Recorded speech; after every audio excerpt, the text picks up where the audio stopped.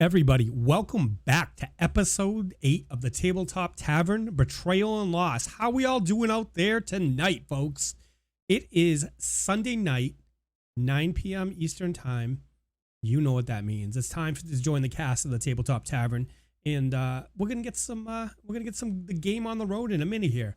Thank you as always for coming out, everybody, and supporting the Tabletop Tavern, the How I Nerd cast. Let me, without further ado, present the cast to you. We have Decider 12 as Davdithas. How you doing tonight, Dave? How you doing tonight, Davdithas? I'm doing great. Oh, fantastic time. Alrighty. YottsTwitch, Mihaly, how you doing tonight, man? Man, I'm doing great, man. How are you? I am good. I'm excited, but I'm much less excited about your title choice. Oh, that has me a bit worried. Listen, I mean, it's just words, right? It's just words.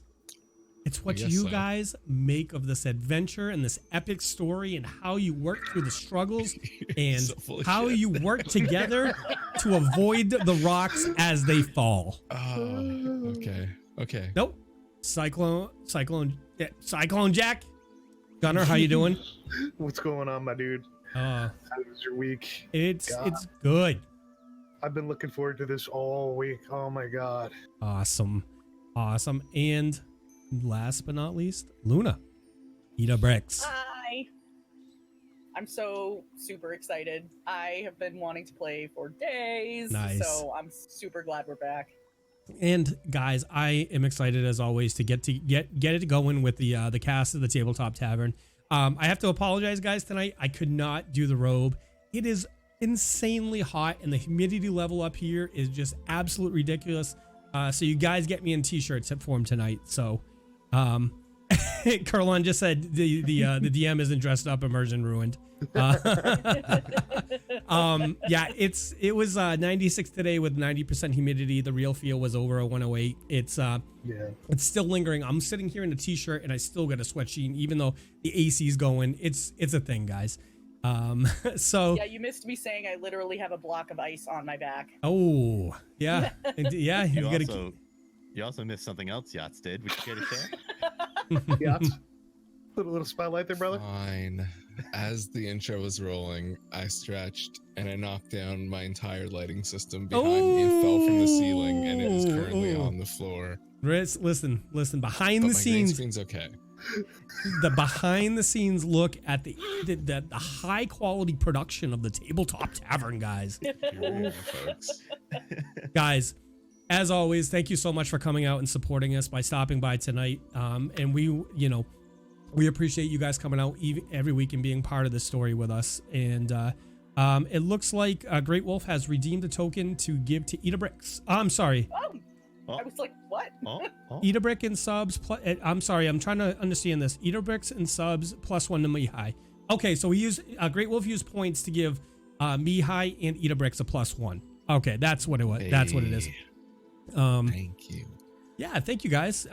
Enjoy those points out there. And for those of you who don't know, we've built an interactive type game where you guys have the ability to give our players a +1 or a different kind of plus tokens so that they can make their life a little bit easier. And I think tonight might be a good opportunity for them to use it. So you guys can also give me one as the DM to make their life a little bit harder, which Great Wolf did last week, which I'm very thankful. So a couple things. Last week we flubbed the roll. The system read something wrong, and Mihaly had actually landed a spell on one of the goblins and the system reported it back wrong. So we're going to apply that. That spell was daze. So that goblin is going to lose its next turn. It is currently, we're going to apply the spell now and it's going to last to the end of its next turn. So thank you, Mihaly, for pointing that out to me. This system is great. Fantasy Grounds is an amazing system, but we got to watch it and keep it honest, guys. So if you guys see something that doesn't look right, speak up. We'll adjust accordingly.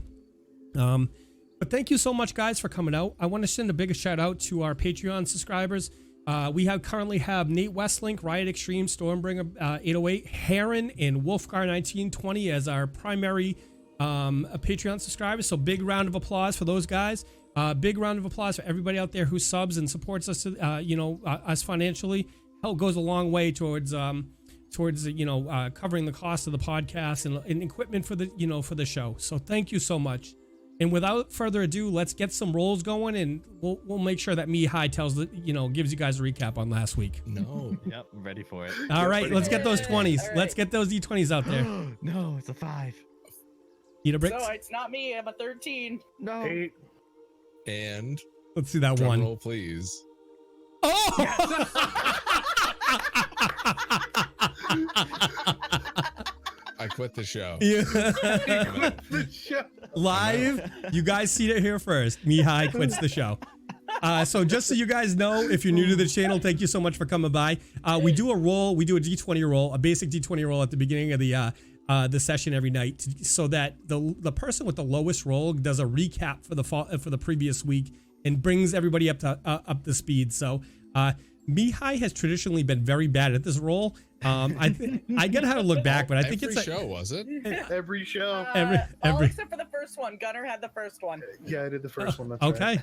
All right. Okay. But all Alrighty. of the rest in a row. Alrighty. So Mihaly, without further ado, why don't you give our wonderful community out there a recap on what happened last week at the Tabletop Tavern? All right, folks, strap in. We started last week with Luna escaping from the guards as they investigated the alarm. If you recall, she was maybe poking her head in a magic shop that she shouldn't have, maybe lifting something, who knows. She came back and we all went to bed, and in the morning we met Shaylalu. Hope I said that right. You did. She is not so bad in the eyes, if you know what I'm saying. I can An agree. elven huntress specializing in goblins. She told us of the 5 goblin tribes in the area, which is interesting information. Sheriff Hemlock said he was leaving town to go to Magnamar to secure some aid. We made some connections to get Shaylalu to meet Squee, if you'll recall. She's quite proficient at killing goblins, and Squee for prize. the one goblin we like is in the running for president. Hashtag Squee for press. Yeah. So we wanted to ensure his safety, so we made some connections and got them to meet. But of course, not before Davdithas could hit on her. Because that's kind of his thing. That's how his we thing roll. now. To he be fair, was- I wasn't hitting on her. I was hitting around her. He was hitting around her, Wow. but she Wow. was totally DTF. He was successful, if you can call it that. We'll leave the details. Go watch the previous episode. You'll understand. Yeah. Later, upon returning back to the Rusty Dragon, we were told that Amiko was missing as of the morning. This is very out of character for her. She had never missed work before. We were given a note that was found in her room. It was from her brother. It was asking that they meet at night at the Glassworks in town. So, being the intrepid party that we are, we, of course, went off to investigate. We knew that the Sheriff Hemlock was out of town, so we took it upon ourselves to sort this one out. We went there and we found the place ransacked. After lots of searching, and maybe lifting a couple items, or at least looking, We looked. we came upon a room full of goblins, and we engaged them in battle. In that same room, we found the corpse of Amiko's dad. We left off mid-battle. It wasn't looking great for us, if I'm honest. So tonight should be interesting. That's a negative point of view, sir. And I'll have none of that in my battle. Let me redact that previous statement. We're about to squash some fucking skulls, kids. Thank you. So strap in. And there's our PG-13 rating for the night. I say kids ironically because I'm 31 and I think our average viewer is a little bit older than me, so I'm the kid in this situation. But I like it anyway. You're fired. It's okay, I quit. It's okay, quit. But thanks for being here, guys. Let's see where this takes us today. Mike, I'm sure you have a few bits to add on to that. I do. When we last left, actually, one of the last things that happened on the episode last week is one of the goblins had run out of the room and disappeared, and another round came back with a gentleman that you guys had not seen before, and he proclaimed your doom. So we are leaving off at that, and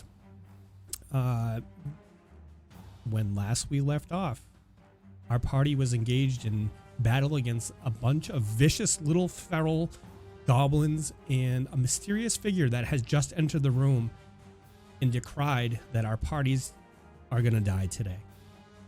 So with that, when we left off, the combat was to the goblins. So we have a goblin down at the southwest part of the glasswork, and he is going to take a run about 20 feet towards the party and jump up on the table and just hiss at the party. I'm coming for you. And he looks at Idabrix. After that, we are going to switch over to another goblin. Is going to rush about 20 feet over, stand directly behind the table of the goblin that was just hissed at Idabrix, and he is just going to look over the table at the rest of the party menacingly.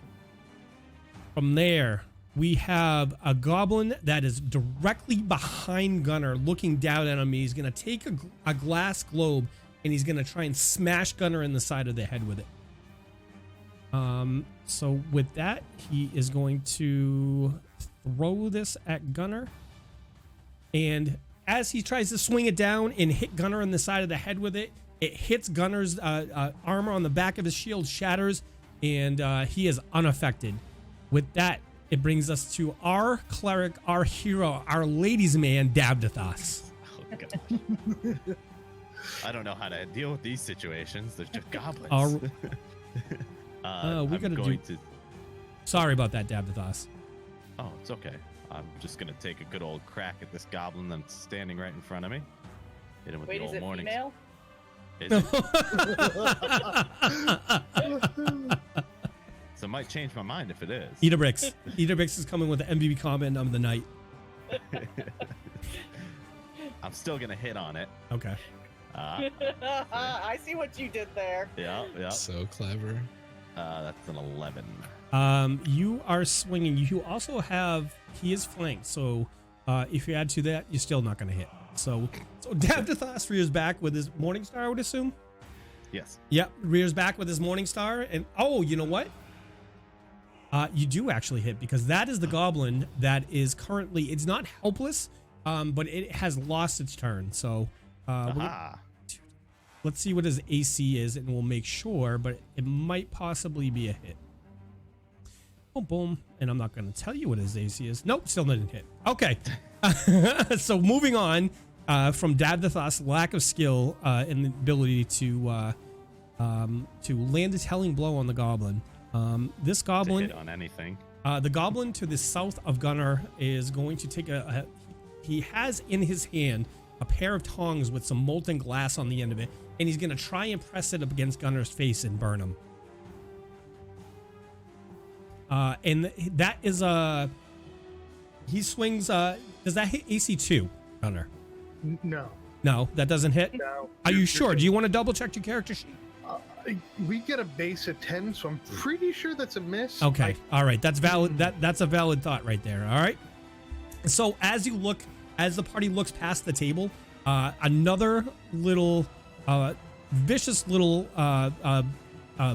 goblin jumps up on the table and is going to throw a piece of glass over at Idabrix. And he swings, he's throwing for, actually that's AC 9. Nope. That does not hit? Are you sure? I'm positive. Okay. For the same argument that was just given. Okay. All right. So you hear a bellow from the back of the room from one of these nasty little goblins, and it just screams as it starts to run forward. It gets about midway down the hallway, stops, looks at you, and is going to attempt to throw a piece of glassware at Davdithas, the blasphemous cleric of Desna, stepping into this area where the goblins have made such a effort to try and desecrate There's body parts everywhere. There's blood everywhere. There's Lonjuko's in the middle of the room, covered in glass, his face frozen in horror. It's very burnt. You can see through the glass. So the goblin steps up, throws the glass over at Davdithas into the mix in the middle of them, and hits for AC 5. That's a direct hit on my head. I don't think that is. Oh, sorry. No, let me double check. Yeah, Okay. That's a miss. All right. We are good. We're moving on. Idabrix, your turn. All right. Let's see. I'm going to... I just want to clarify, Idabrix, that there is a 5-foot space between you and that there's a double set of doors behind you to your... I'm going to open it up so you can see the doors a little bit better. I think I can kind of see where they are. Yeah, so that's a double set of doors right there. Okay. And there is a 5-foot between you and the doors. So if you needed to occupy another space, that you could do so there. Okay. Good to know.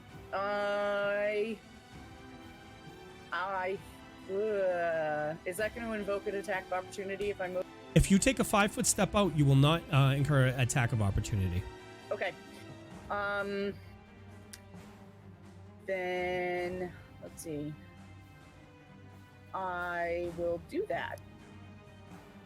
And I will load a bolt because I can't move and load and shoot in one turn. Okay, sounds good. We are going to switch back to the goblin team. So this is the goblin that is affected by daze currently.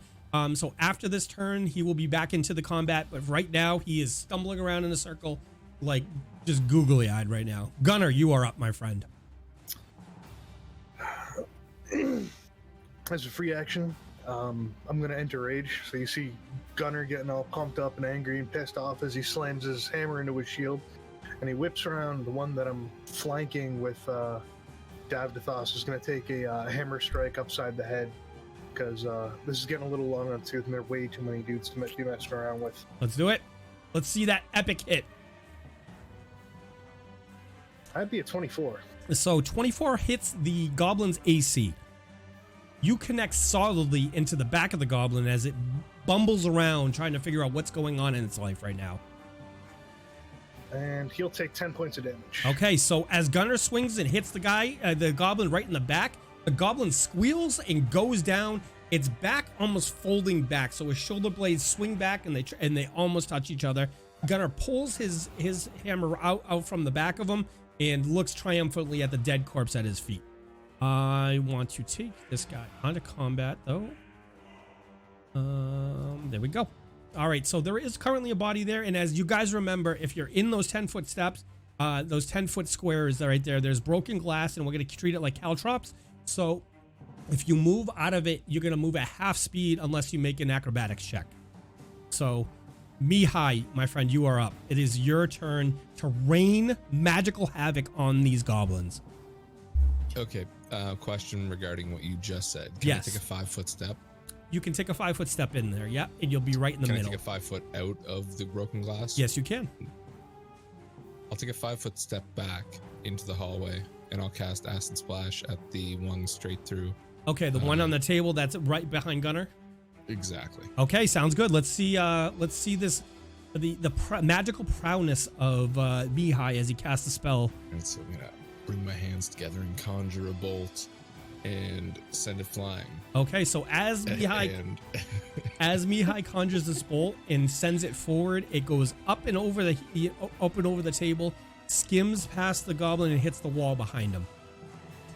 Right, so this goblin on the table right there, excuse me, and he is kind of adjacent to Gunnar, but he doesn't have a good avenue for attack, so he's gonna try and jump down to the side and swing around from Gunnar's right hand side and take a swing at him.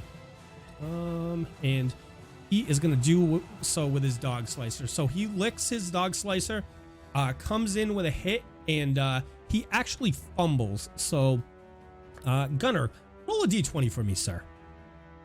Sure thing, your chief. I'm gonna bring That up is a 1. Let me look at the fumble table. So he is that's the wrong fumble table. So he is currently balance lost. So that goblin falls prone right next to you, which does what? Reduces his AC and incurs an AOO if he tries to get up. It incurs an attack of opportunity if he tries to get up. So this goblin to you, right, flanking you on the right. It's not flanking you. I'm sorry. Actually, it does have a flank because it's going through you. On your right side, we're going to give him the prone effect, and boom. Let's see, prone. I'm pretty sure. There it is. All right, so he is currently prone at Gunnar's feet. That brings us to. Where does that bring us? Top of the order. So from all the way at the end of the hall, the person that had run in and declared that your deaths were imminent today is going to take a 40-foot movement down through the hallway and end just behind the first table. So there's going to be currently a table in between you and that figure, and you look, and he just takes a deep breath and readies to try and get to you and cause some damage because he doesn't like you. All right, so there's a goblin to his right, and he's going to run up about 15-20 foot forward and stop just before the one that had flanked Gunnar. We have another of the little goblins that's going to run up on the table and jump off the table in the center of the room. Like these tables are about 4 to 5 feet tall. And he is going to throw a piece of glassware at Gunnar. I think that's his only target right now, and he hurls this piece of glassware off the table and launches at Gunnar and hits AC 17. Just hits. It does hit. Okay, so let's do some damage. So the glass comes by and hits Gunnar in his back and does 2 points of damage to him, but also the added effect of the glass shatters at his feet. And again, this is going to be difficult terrain for our party. I'm just going to move the marker over when it'll let me, and it'll be the 4 squares surrounding your feet as well, Gunnar. Okay. I'm just going to add a new one. Pointer. That's 20 feet. Let's do 10. So it's going to be like that as well. All right. So as the party looks around, there's a lot of glass on the floor all around them, which is severely restricting movement, and it's setting the battlefield for the goblins. Obviously if they move through it as well, they're affected. The goblin directly behind you, Gunnar, is going to take that molten glass again, those tongs with molten glass, and is going to take another shot at you. So he comes down with those molten glass and hits for Gunnar. You might have an effect, and I'm going to double check that real quick because I don't think an 11 hits your AC. What's your AC? 17. Yeah, I don't think that's going to hit. So we're going to call that a miss, and we're going to move on to Davdithas' turn. In the meantime, I am going to look and see if you have some effect that's causing problems. No. Okay. Not a problem. So Davdithas, you are up. Our wonderful cleric here. This might be a stupid question, but I can cast a spell and then move, right? Yes, you can. Okay. I'm going to cast True Strike Okay. onto my Morning Star. Okay. Get that power of Desna in it to guide it. To guide to you. Its skull, Yep. hopefully. Yep. And I will move up to the goblin on the south side of Gunnar. Okay. So as you step into the room, he would be on your right-hand side, right? Correct. Correct. Okay. Just want to make sure we're on the same page here. Yes. So Davdithas calls on the glory of his god to guide his strike, steps into the room and engages one of the goblins that's standing directly behind Gunnar.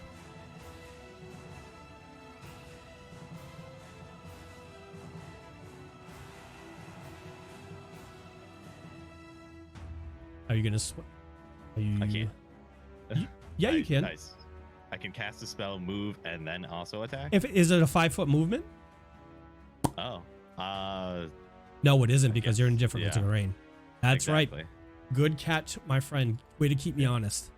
All right. So with that, we're gonna move to the goblin that's standing right in front of you, Davdithas. Seeing an opportunity to hurt this cleric of Desna, He's going to take a shot at you with his dog slicer and hits for AC 13. Negative. Okay. All right. Gunnar, you have been awarded a +1 token from Nate Westlink. All right. So moving on, we have a goblin in the back who's just going to stop down, jump down from the table, line up behind the one that just took a swing at Davdithas, and ready in action to attack if he gets the opportunity. From the midpoint in the room, we have a goblin that's going to rush up about 25 feet, jump up on the table. I'm sorry, 20 feet, jump up on the table, and he's going to hurl some glassware over at the party. He's going to target Davdithas at this point. And he shoots. He throws the piece of glassware. It hurtles at Davdithas, and it hits AC 10.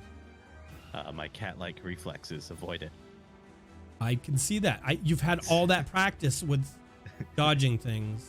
I have. Okay, Yes. Idabrix, you're up. All right.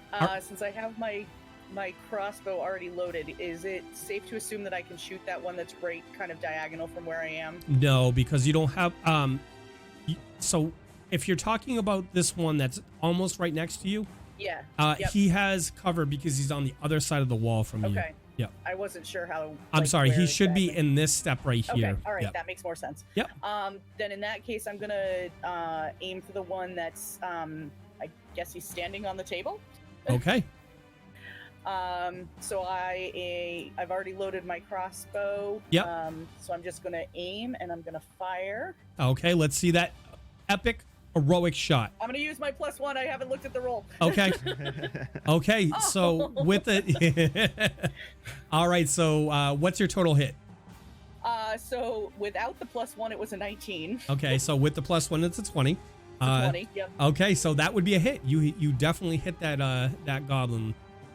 All right. So the bolt flies from the from the crossbow as Idabrix presents it and lets it fly. It flies into the chest of the goblin and does. It does 8 damage. It does 8 points of damage. Yes. A heroic strike indeed.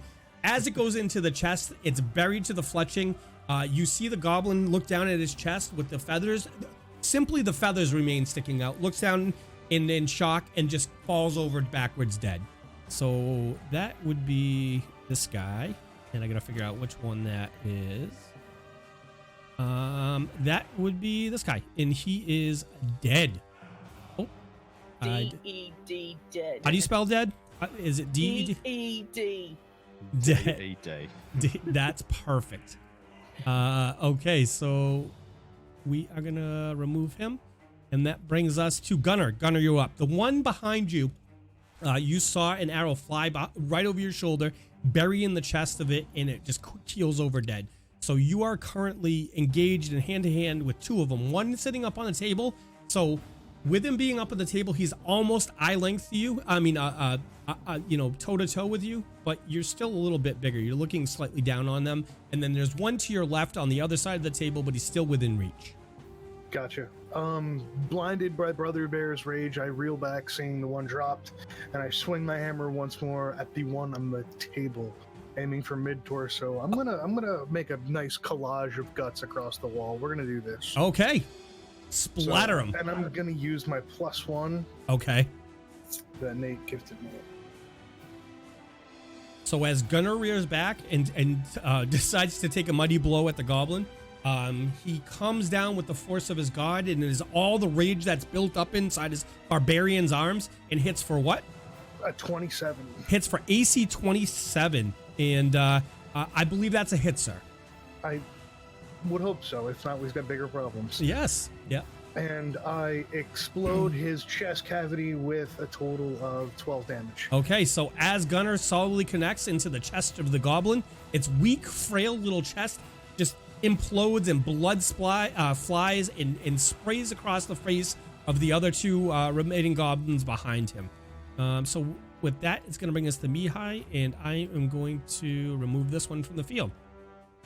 Mihaly, you're up, sir. Okay, quick question about movement. Can I take a 5-step in and then do a full move? No. Well, so this is difficult terrain.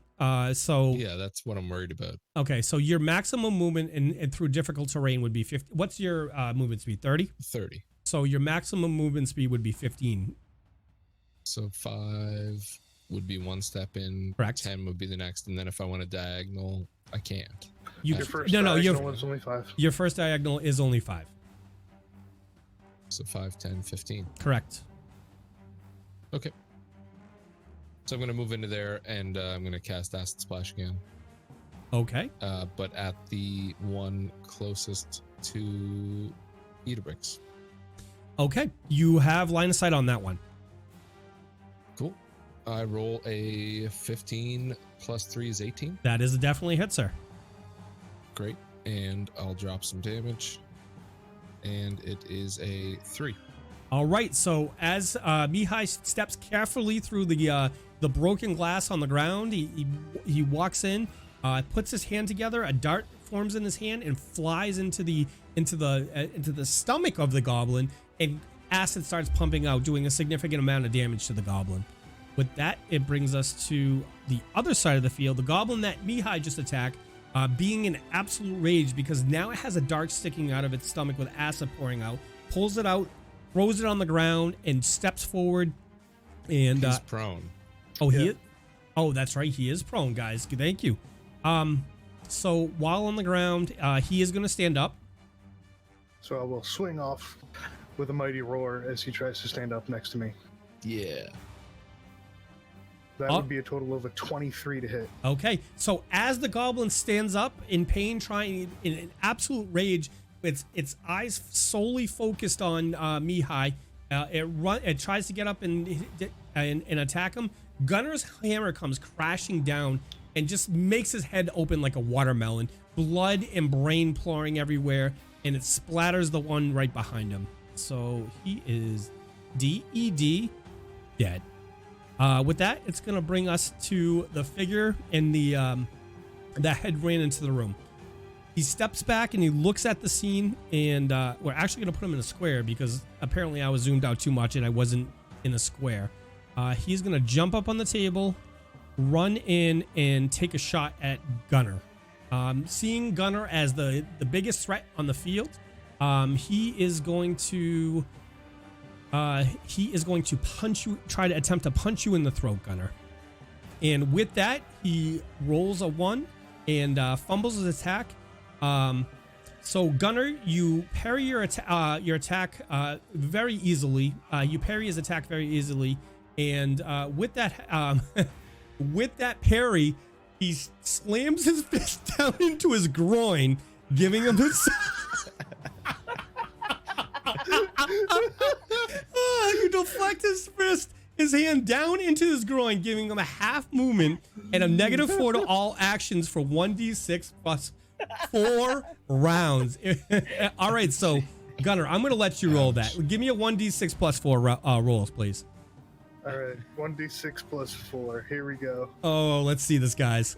That's 7. So he has 7 rounds of reduced movement speed. Okay. Oh my god.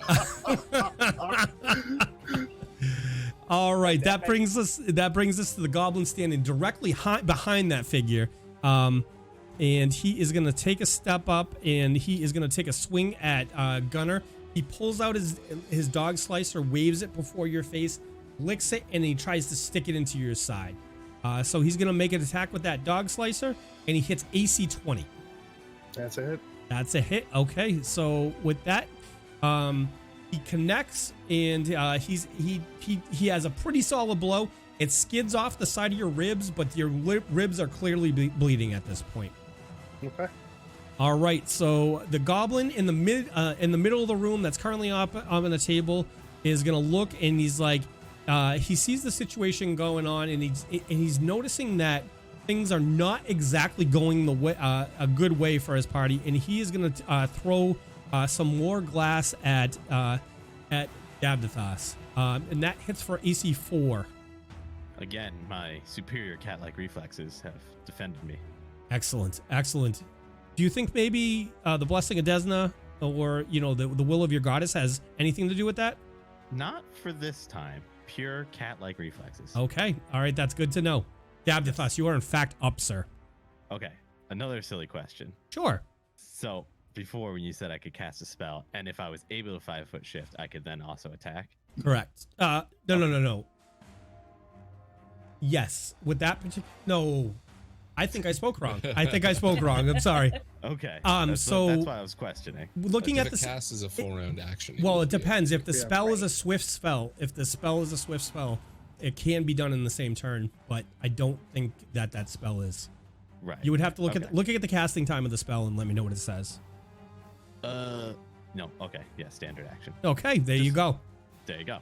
All right. So, anyway, as a free action, I'm going to use my Agile Feat, given to me by my travel domain powers, which allows me to ignore difficult terrain. Ooh, look at fancy cleric up in here, guys. Yup. For 1 round. So I'm going to do that. Okay. Not that I necessarily need to, but I can. Des So has at this guided me point, through you're just so- showing off to the rest of the party. Yeah. Well, we got to get some morale up in here. Okay. And I say, I shall lead the way. So I get my Agile Feat. I move right in between these two guys here. Okay, if that's what you'd like to do. I don't know. Is that going to provoke an Nope. attack of opportunity? Okay, Nope. That's where I want to be, right in between the two of them. Okay. Right in and, between the two enemies. Okay, that's where you want to be. I'm going to look right at the guy who punched himself in the dick. I'm going to say, want some more? And I'm going to take a good old swing of my Morning Star at him. Okay, let's see it. With, might I add, my plus 20 modifier from my True Strike. Excellent. Let's get it. Oh God. Oh, and that's a crit. Oh! For those of you out in podcast land, so Davdithas, with the will of his god, steps forward with an epic strike and connects solidly on the guy on the table, who's currently reeling because he punched himself in the dick. And he is able to confirm his crit. So Davdithas, let's roll damage on him. Okay. It's looks like a 7 there. Okay, so Davdithas does 7 points of damage, and Davdithas, I'm also going to need you to roll a d20 for me, okay? Okie doke. Boom. 20 coming out hot. Let's see. What's the crit table? Critical hit effects. And what did you roll, a 6? Correct. In addition to standard critical hit damage, your target is stunned until the end of its next turn. This guy's not having a good day. He is No. not having a good day, friends. He's so mad he came into the room.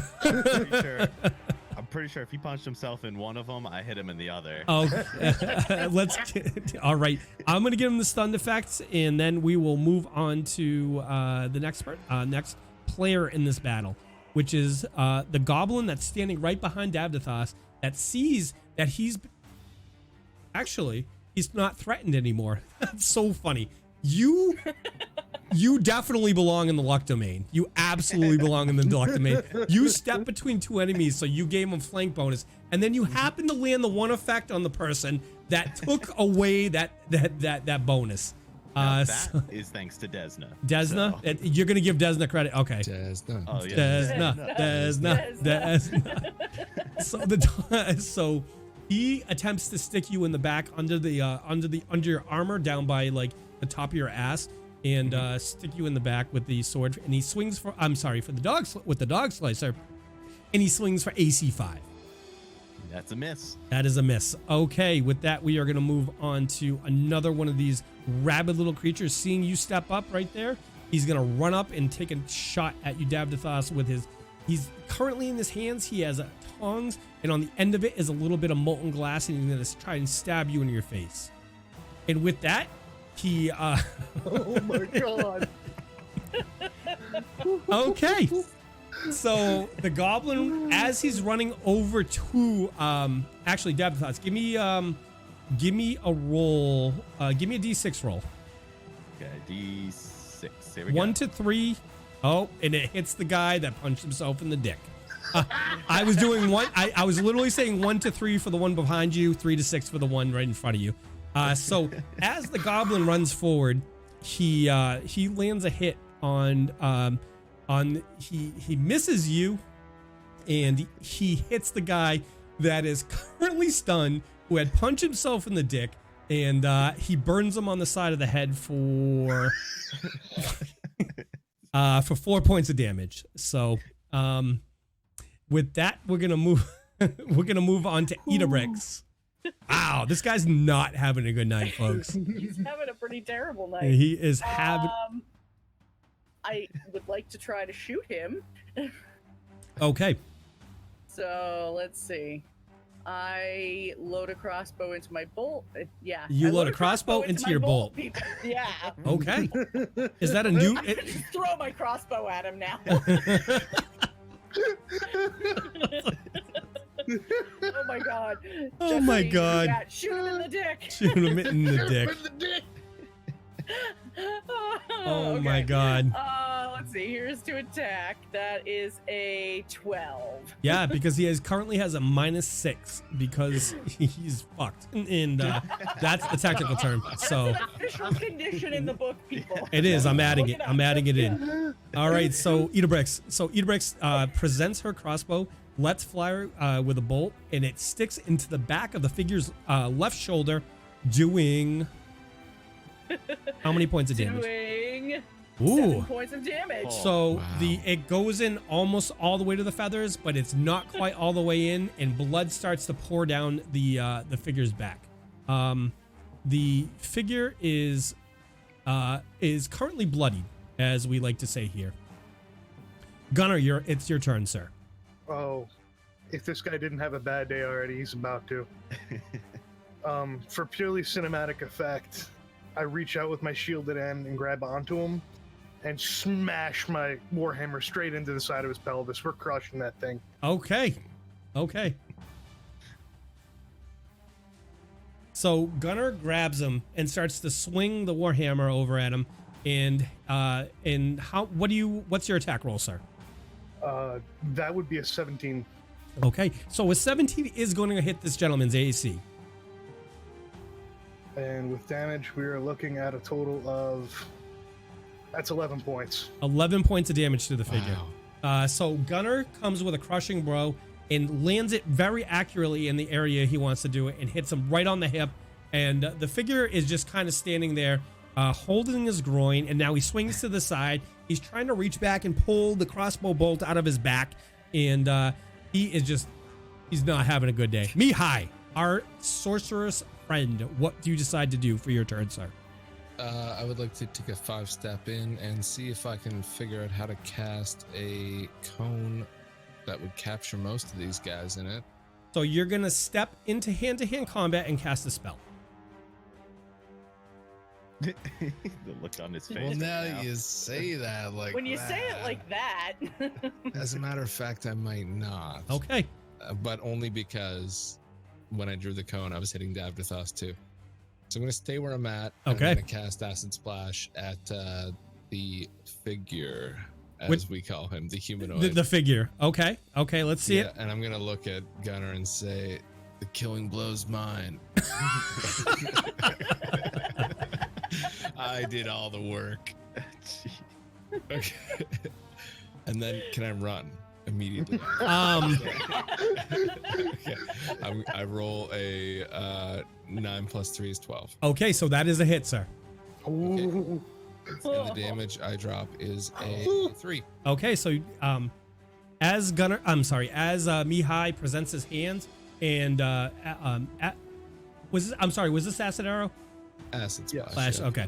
All right. You got So the effects hit the figure full in the back. It's like just in the same region as the arrow slipping out of his back, and it starts to drip down, and he hits him for max damage of 3 points of damage. So with that, we are going to the top of the order. It's now the figure's his turn.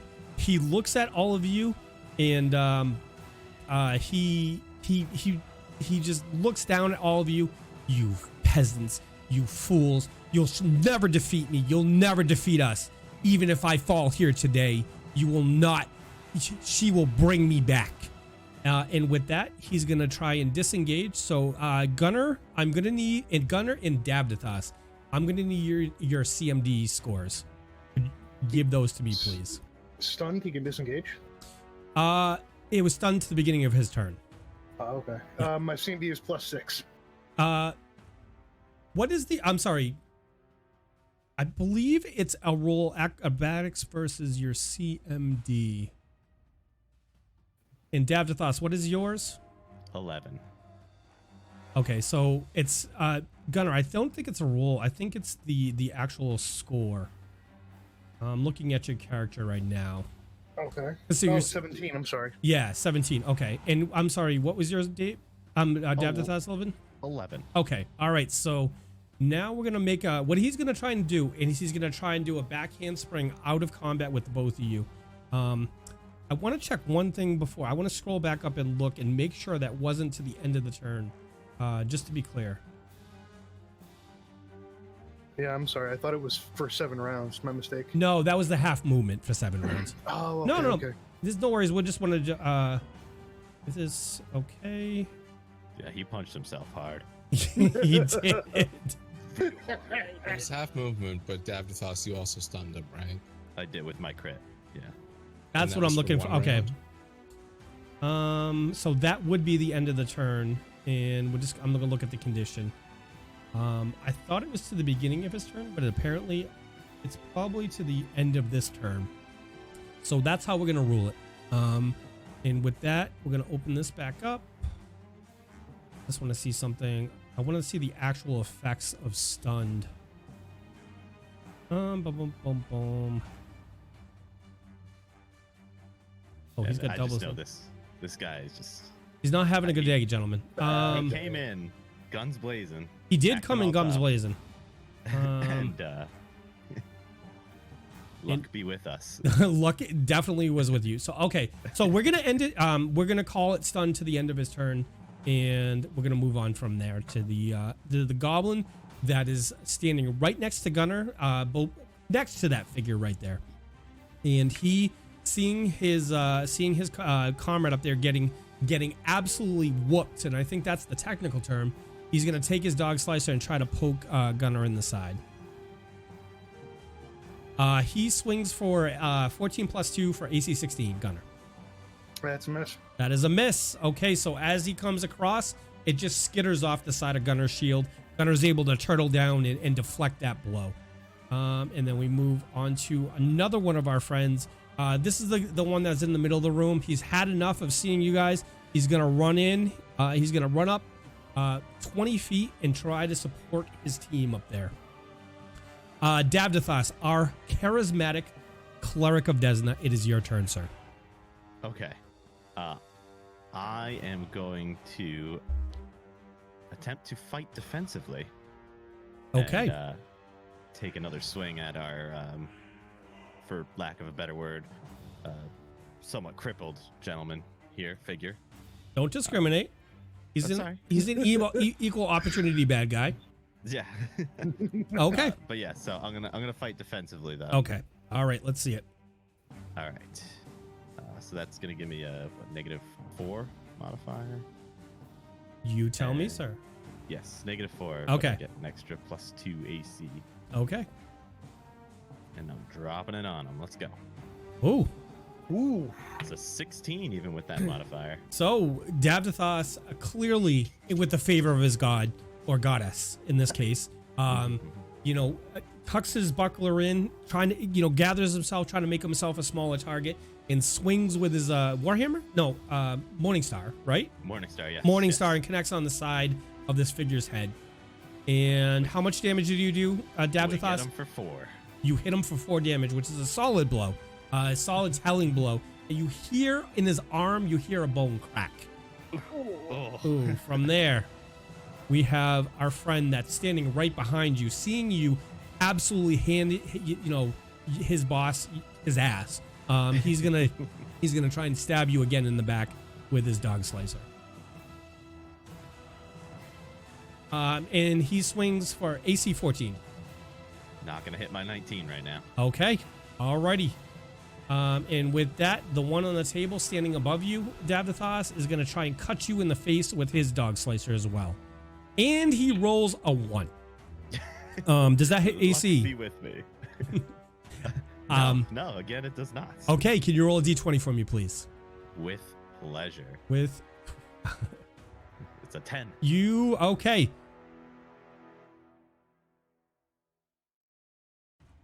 Okay, so the target critically hits you with a basic attack. So, Davdithas, you are hitting the creature in return with a basic attack with a crit. So roll damage.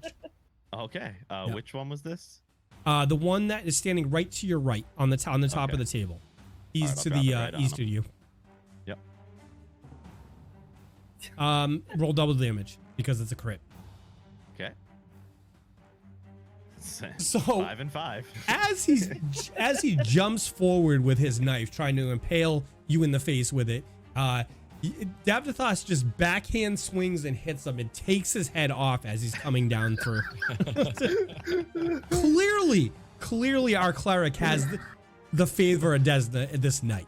It looks a little bit like this. My eyes are closed, my shield's up, and I'm just going, I don't even know what's happening.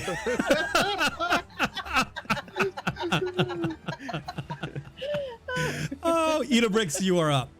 All right. I'm gonna try to go for one more, and I'm gonna shoot this guy again. Okay, Idabrix, I am gonna open up that hallway because you do have vision back there now. So, okay. That is what it looks like for the rest of you. Okie dokie. All right, let's see it. Let's cross our fingers. Okay. So that is an 8. Okay, so Idabrix presents her crossbow. After the heroic shot she took last round, she's very confident in the ability to land a hit on this foe who is currently stunned, has a crossbow bolt in his back, has punched himself in the dick. What else? Let's add some insight. His arm is clearly broken. His arm is broken. And Yep. It's but unfortunately, her skill does not rise to the occasion, and she misses. Gunnar, you are up, sir. Yeah, this guy talks too much. Instead of a move action, I'm going to take an intimidate roll on him. Okay. And scream in an unintelligible language to most in the room. Okay, for those who are new to the channel out there, we do have a homebrew rule running where Gunnar is allowed to use strength for intimidation versus charisma. That Gunnar, when we were doing our testing earlier today, Gunnar was having a little bit issues with his internet. It appears he is frozen. So what we're going to do is we're going to delay his... Oh, it just came through. And there we go. Okay. So it's a 19 plus 12, gives me a 31 on Intimidate. Okay, he is now shaken. And now I'm going to swing off on him like the guns in Navarone. Because I'm done playing with this cat. He's going down. So Gunnar presents himself, pops up to his full height, looks at the guy on the table, and it just roars with rage. Now the figure is currently stunned, so he is unable to make an action, but he is now shook as well. Pretty sure he's peeing himself. And it hurts a lot to do that. Okay. If that thing's even still working. So as Gunnar reaches back with his warhammer, and he connects solidly on the temple of the figure drops to the ground unconscious. With that, we are going to go to Mihaly. He's unconscious. Yep. Damn.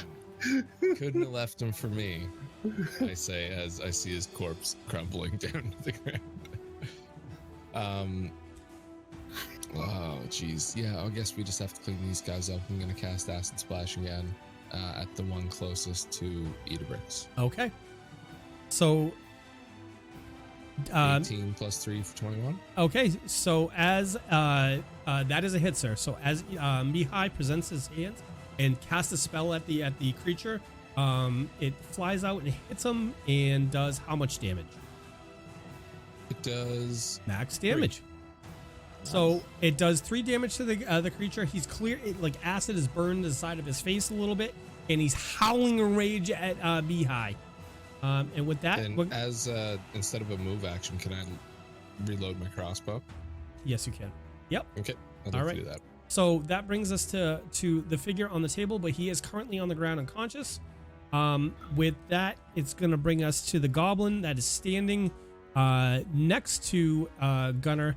He is going to take a 5-foot step forward and try to cut a much easier target Mihaly.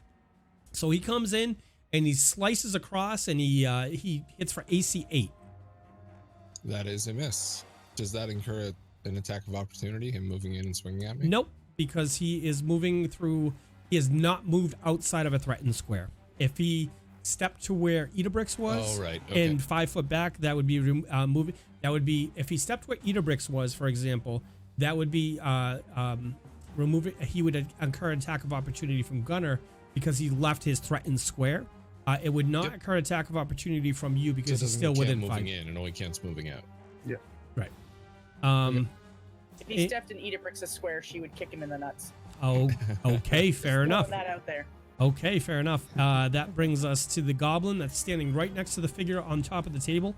And what he is going to attempt to do is grab that figure and pull him off the table with outside of the reach of Gunnar and Davdithas. And for that, I'm going to do a strength check, I believe. Let me see what their strength check strength is. Can I take an AOO on the body? Because it's moving out of a threatened square? That's a good question.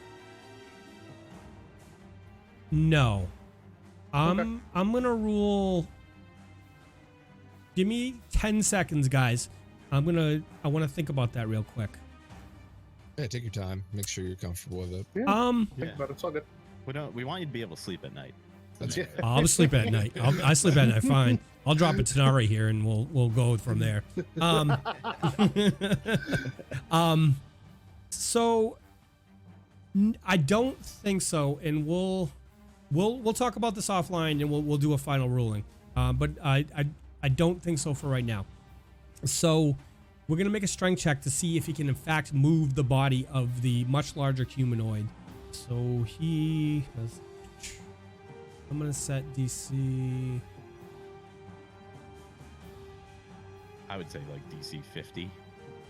Around there. So the goblin tries to grab the figure on the table, and he like completely leans back, and he's like pulling. He's pulling with all his weight at this point. His body is vertically laid back, like trying to pull the figure off the table, but he is unable to do so. Davdithas, it is your turn, sir. All right, so I've been swinging my mace around, my morning star like crazy with my shield up. Okay. I finally just kind of peek around and I see the one guy's unconscious, the other goblin's beheaded. Okay. And there's just one guy next to me, and I just I'll go for him. Yeah, I forgot to remove that one that died from the my fault. So let's remove him. Okay. So I'll take a swing at the goblin to my south. Okay. A 19. Okay, so that does hit the goblin. Damage incoming. I'm gonna hit him for 7. Okay, so Davdithas comes out from turtling under his shield, swings back at the goblin in a desperate attempt to hit him. Oh, get him away from me! Get him away from me! And connects in like some nerve in his neck, and the goblin actually just drops to the ground dead. It's the damnedest thing. You guys have never seen anything like it before.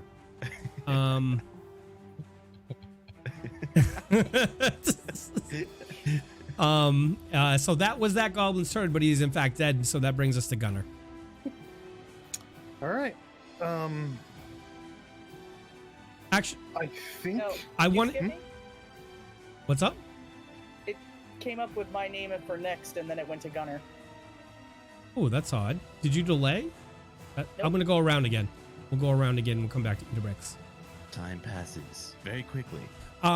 Before your turn, Idabrix, I want to one of the goblin that's currently behind the figure on the other side of the table calls out, "Longshanks, mercy! We beg mercy!" I'm Short Shanks. Short Shanks. True, but I mean you're.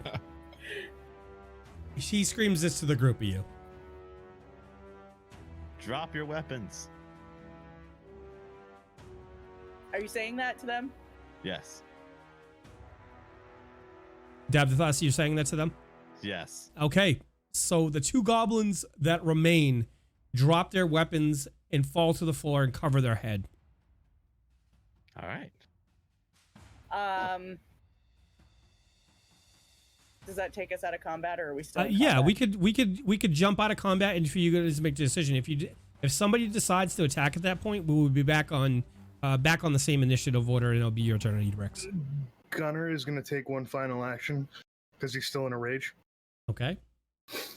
And he leaps up onto the table over the dead body, and he screams out at the top of his lungs, up onto the overturned keel, clamber with the heart of steel, cold as the ocean spray, and your death is on the way, and swings down on the goblin. Yep. See, can't do that. Well, we'll be back on initiative at Idabrix's turn. Okay. Yep. So Idabrix, they have dropped their weapons, and you have a helpless foes before you. What do you decide to do? I'm gonna go over to the one that's right next to me, and I'm not going to attack it, but I'm going to kind of stand there with my crossbow just like aimed straight at it. Okay. And so basically covering it in case something happens. Yeah. Okay. Okay. And yeah, that's all I'm going to do. I'm not even going to say anything. Okay. With that brings us to Gunnar. And he recites his speech, leaps up over the body, and swings on the one that tried rescuing his Longshanks, I guess. Okay. So that should hit with a 23. Yep. And you, I mean, he's helpless foe right now, so he has a -6 anyway. So you hit AC 29, and that's a hit. And that'll be 14 points of damage. Okay, so as Gunnar does that, he drops down on the helpless foe and splats his head against the ground. And with that, it'll bring us to Mihaly. Oh, man. That's the damnedest thing. I've never seen anything like it before. I'll just ready my crossbow and aim it at the same one that Idabrix is covering. Yeah, and I guess that's it. That probably takes us out of combat. I'm not going to attack. You're not going to attack. Okay, is anybody else going to make any further attacks? Nope. No. We all good? Yep. Okay. As long as the barbarian calms down. Right. Okay. I would like the everybody give me a perception check real quick. Perception. 16 for me. A 1, I'm not seeing anything. Does that make sense for you? It's an Yeah. 11 for me. 8. Davdithas, you notice that the man down on the table is not quite dead yet, and he is breathing, but he is a helpless foe at this point. It's funny because I actually knew that already. Since you've been saying unconscious, and for some reason everyone else just assumed he was dead. Yeah. All right, so I'm just gonna check with Gunnar. Gunnar, are you okay, man? I am better. Do your breathing. Do your breathing exercise. You got this. I'm hurt. Yes, you I'm are. tired. I might be able to help us all out here, but first, I'm gonna go up to the goblin that dropped its weapon, kick away its dog slicer, I believe it had. Yeah, it has. The weapons at its feet are currently a pair of tongs, a dog slicer, and let me see what else. A composite bow as well, short bow. Okay, I'm just gonna kick that away. Okay. And I'm gonna check on the person that Gunnar is standing on now. Yeah, I stepped down off the table, kind of weary, and lean against the wall. Okay. So, Davdithas, give me a heal check. Heal starts with an H. H is this where now in this place in alphabetical order. Here we go. That's a 22. Okay, you know this man is unconscious. He is clinging on to life. If you do nothing, he will die. But you could bring him back to life. Not back to All life. right. You could bring him back conscious. I'm going to cast I'm going to channel some healing energy to everyone around here. Okay. Not excluding anybody. You're gonna do that. I'm not going to exclude anyone. Okay. So, goblin and unconscious man alike. And I'm going to. Oh, that's hold on. For some reason, it was coming up as damage. I don't want to damage people. Oh yeah, because you have the separate one for attack for the undead. Yeah. As he's doing that, I raise my crossbow up to the temple of the goblin and say, if you move, she will shoot you. Okay, so everybody in the radius of 30-foot radius of Davdithas is going to gain 4 hit points. My wounds are healed. So Davdithas calls to the glory of Desna and says, Desna, heal these people. Give them your blessing. If it you be your will, help us in our time of need. And I also do a little wink and go, thanks for all that luck. I just want to make sure because that one is dead. Okay. So with that, the figure on the table wakes up, looks above him and sees Gunnar, and he's gonna try and roll off the back of the table. Oh no. So with that, he's gonna Gunnar, what was your? It was a 17 your CMD? 17. Okay. We probably should have tied him up first. Bingo. Yeah. The things you learn. I mean, everybody, for those out there in the audience and for those out there in podcast land, some of our players are new to the world of tabletop RPGs, and they're learning as they go, and the team's doing an amazing job. So it's really good to see these guys work through it. But there's going to be mistakes like this along the way. I just got to look at his. Excuse me. He has. All right, he has that. In doing so, he tries to roll back off the table, Gunnar, and doesn't quite make it off it gracefully. If you would like to take attack, you can. I'm going to grapple him. You're going to grapple him. Okay. What's your CMB? +6. All right. Roll it. 1 second. And I can't. Oh, yeah, I can. There we go. I hit him. Yes, you did, because he is currently prone. So Gunnar sees him trying to scoot off, like roll back, and reaches down and grabs him in a bear hold and starts to hold him. All right, let's get something to tie him up. Yeah, I'm gonna run over there. What kind of check would it be to tie him up? Acrobatics, maybe? What? No, you could. I'm gonna. Excuse me. Right now, I'm gonna say you're gonna start tying him up. What do you guys have to tie him up with? I've got rope on my Ropes back. for adventurer kits, yeah. Okay. All right. So you guys start trying to tie him up. And I'm gonna look it up.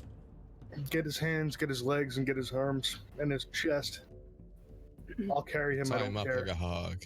Yep. You're gonna I'll hog carry him, time? I don't care. Okay. Yeah. You guys do that. I'm gonna keep covering this other goblin. Good call.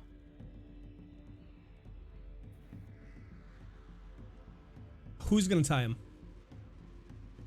I guess me and Mihaly, since Gunnar is currently holding him in place. Okay. Yeah, I'll take his right side. You take his left, Davdithas. I don't think. Is that how hog tying works? Top and bottom, but whatever. We'll work with Yeah, it. whatever. Gunnar looks over you We gotta guys work trying to tie him together. up, like bumbling on you, like because Davdithas is on one side of him, Mihaly's on the other side of him, and they're like trying to do leg to buttock to chin, kind of bumbling their way through this. So, They've like got one arm tied around his head. yeah. I'm fine Tie with him up. that. Tying him up like a pretzel. It's fine. Okay. And what would you like to do with the goblin that's there? Tie his hands up as well. We'll guard Tie them all him back into the city. Okay, Yeah. and it's you, Gunnar, doing that. Once he's tied up, yeah, I'll tie up the goblin. Okay. All right. So as you guys look around the room, it's pretty much the same as I described it before. There's carnage everywhere. There is at the far side of the room, there's a door, that because your friend just he came through the door with the goblin, and give me an intelligence check, Mihaly. Actually, you two did after this. Okay.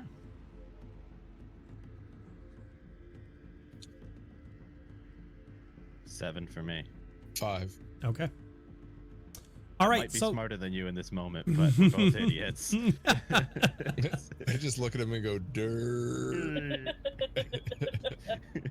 okay. So you guys are in this room. There is carnage everywhere. There's bodies everywhere. The smell of copper is very rich in the air, as mixed with the smoke from the fires of the forge there. It's a kiln in a forge.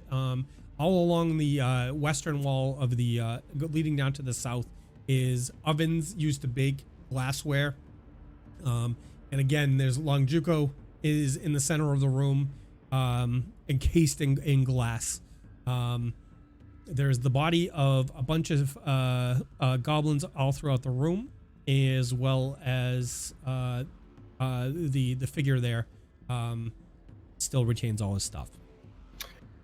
I strip the hog-tied man of all of his belongings and search his pockets. Okay. I asked Gunnar to grab the bolt out of his shoulder for me. I rip the bolt out of his shoulder and throw it back to you.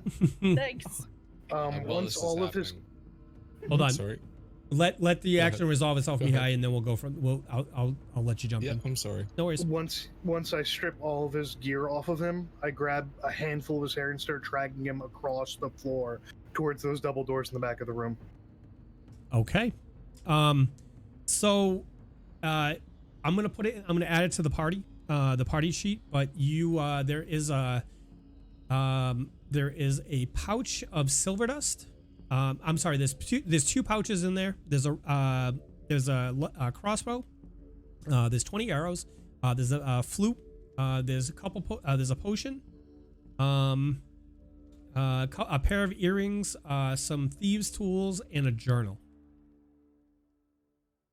Pick me! As well as 10 platinum pieces. Platinum. Wow. Mm. Gunnar screams over his shoulder as he's dragging this man across the floor by the hair. Yep. Find out where she is. I'm gonna beat it out of him. Oh, well, I could try asking him first, and then you can go on to the beating, if that's okay.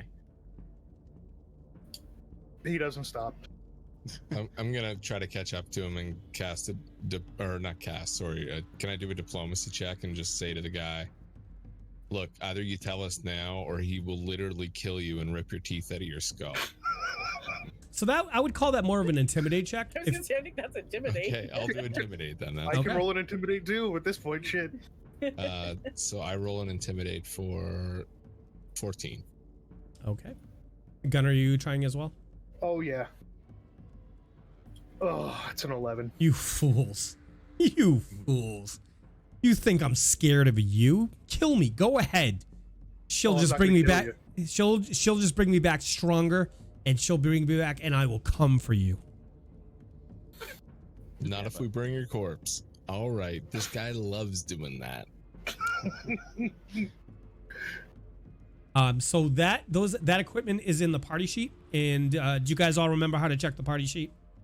I do not. I need a refresher. Okay, so if you go up on the top right, and there's the little eye, there's the sword, the cross swords, and to the right of that is a little icon with an eye, and then the party, and then you're gonna go look into the inventory. Gotcha. So the crossbow, the potion, and there's a ring there as well that will need to be identified because they are magical, as you know. And there's one other item in here. I got to drop it in. That you, Mihai, as you were casting detect magic, when you were previously outside the room on the other side of the wall, you sensed the presence of these magical things. So those items begin to glow, as well as a backpack. Those are in your possession. You can choose to do what you want them now, or you can deal with it later. That's up to you as a party. But I'm going to drag that last thing when I find it. I am going to grab his journal, Okay. and I'm going to see if I can start Take reading a that. crossbow. I start dragging him instead of the double doors to the forge with all the molten glass. Okay. I bounce his skull off the side of the forge Okay. and then pick him back up and start shoving his face towards the molten hot glass. Okay. So I'm going to give you a Where- +5 on your intimidate check for that. Where is your sister? Give me an intimidate. Yep. That's a natural 20 for a 35 total. Okay. So he looks at you and he laughs.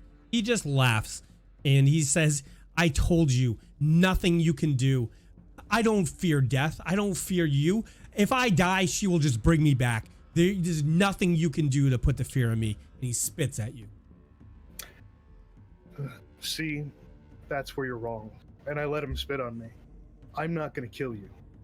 I'm gonna hurt you real fucking bad over and over again. And I burn the You side of his think- face. You burn this. Okay. All right. Fair enough. So Yay. give me roll a d6 for me, please. 1 point. 1 point of damage. As Gunnar thrusts his face against the hot molten. Are you doing it against the side of the oven or like into the actual coals? The side of the oven. Okay. So as he presses his face against the side of the oven, it hisses and the smell of burnt meat arises in the room. And he cries out in pain, obviously in pain, and then he looks at you and he laughs and he goes, "I told you, you fool! You're not even smart enough to realize that this is just a waste of your time. Nothing you can do. There's nothing. The things I've seen, the things that I've done, the things I've had done to me, nothing you puny fucking mortals could do will ever be able to make me talk." You're right, but it's gonna be a lot of fun until you can't anymore. And I burn his face again. Okay, d6. 2 points. Okay, and with that, Gunnar takes his face and presses it against the side of the oven again, and you hear the hiss again as his skin melts against the side of the oven, and he falls away, and some of the skin it like stretches and elongates, and some of it's stuck to the side of the thing, and he passes out. Oh, Davdithas, I need him awake for this, my friend. We don't even know who he is. We gotta stop, like, burning him. I think I'm on board with the burning. But It's not but getting us anywhere. We need to try something else. he Yeah. did say, even if I fall here today, she will bring me back.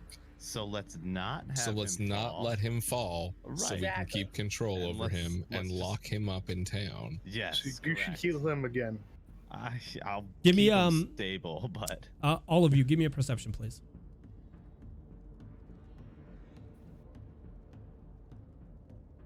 29 for me. That's a 20. 2. Oh my gosh, hold on. My Davdithas, Gotta- very Gotta keep with faintly, tradition. you hear what? a sound coming from the south part of the room, and you don't think it's actually in that room. You think it might be. It's coming from somewhere in that area over there. Idabrix, you as well hear this. It's very faint. Catches my. Oh, Please. hey, are any of you silently whispering help? No. Okay. I'm gonna go check that out. I'm gonna head towards where I hear the sound. Have one of them check it out. Heal him before he dies. Can I check to see if he's actually dying? Or... Yeah, you can. Okay. I'm gonna look him over. Is that gonna be a heal? Or? Yeah, give me a heal check. I'm sorry. Okay. I was Yeah. looking at a stat. It's all good. 16. Okay, you think he's unconscious. It's the same thing as before. If you allow him, he'll probably bleed out and die. You could try to stabilize him with a heal check. Yeah, Or that's what I'd like to do is just stabilize him. give me another heal check, please. All right. I'll assist him. It's a 19 for an assist. Okay, so that would be a total of 15. So Davdithas skillfully reaches down and is able to stabilize him. His breathing grows steady, and he does wake up, and he is he's in a state where he can't really make any actions. If he does, he will. If he stresses himself out, he'll He'll fall back unconscious. All right, Gunnar, be careful with him. No more burning yet. Okay. There it is again. I'm heading towards it. And with that, we're going to take a quick recess and enjoy a break. So what's going on, people? What are people's thoughts right now? What's going on in the Sandpoint Glassworks? Oh man, I'm so eager to look at that loot. I'm just dying. I'm gonna torture a man. This is gonna happen tonight live on You're already Twitch. torturing a man. You gonna? You've already started. Yeah, it's fair. I fully endorse this, by the way, just for the record. It's for the greater good. Cawthon just said dick punches are amazing. Nate Westling says feet first into the fire. Orca says, I'm surprised Gunnar isn't naked torturing the guy for an extra intimidate. We're getting there. Don't worry. The next move is clothes removed. Who's yours or his? Yes. Yes. The hammer's not a tool from the forge. Just saying. Self dick punching is amazing up until the overtune. I swear, Jack, you made me jump with that shit. All right, guys. So we're gonna do a quick break. And I'm gonna kick it over to the AFK screen. I'm gonna do a little spiel. Thanking you guys for all the support you've given us, and we'll go with that in a second. So guys, thank you so much. As always, you guys come out and support us every week at the Tabletop Tavern. We really appreciate everything you do here to make this such a good a good show. Looking out in chat and seeing people's reactions to everything going on, it's I think you guys are having fun, and we have a lot of fun. Tonight has been quite ridiculous, to be perfectly honest. There's been dick punches. There's been all kinds of the silliness going on. So before I enter the bathroom, I just want to thank everybody, as always, for coming out and supporting us. And for the people who support us in a financial way, we just want to suggest that if you're thinking about supporting us in a financial manner, Patreon is probably the best way to do that. Patreon.com/Tabletop Tavern. You can support us for as little as $1 a month. It goes a long way towards helping offset some of the costs of supporting this channel. We've always put a lot of money into equipment and time and like podcast hosting and like getting artwork done and a bunch of other things, and it's helped out a lot. So we appreciate everybody who's done that for us. For those of you who come out and support us every week by watching the show, we certainly appreciate it. There's other ways you can help support the show at no cost to you. Share it with a friend. If you're enjoying yourself, tell a friend about the Tabletop Tavern. Send them the podcast. Send us, share us with like the people in your life you think that might enjoy this. So thanks again, guys. I'm going to run in the restroom, and when I come back, we're going to resume tonight's episode of the Tabletop Tavern.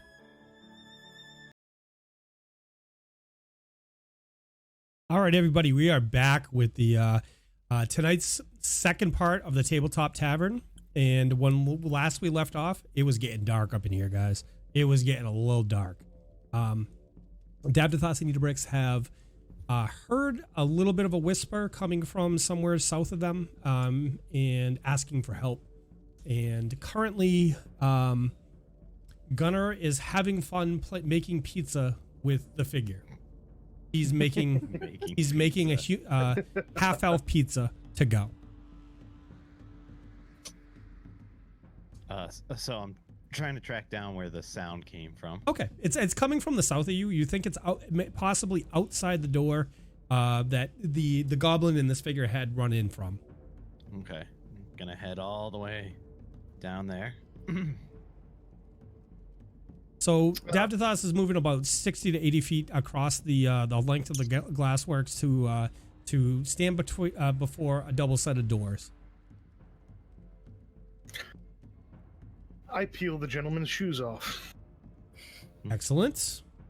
And I start cutting away at his clothes. Okay. It takes you like 30 seconds to get them all off. All right.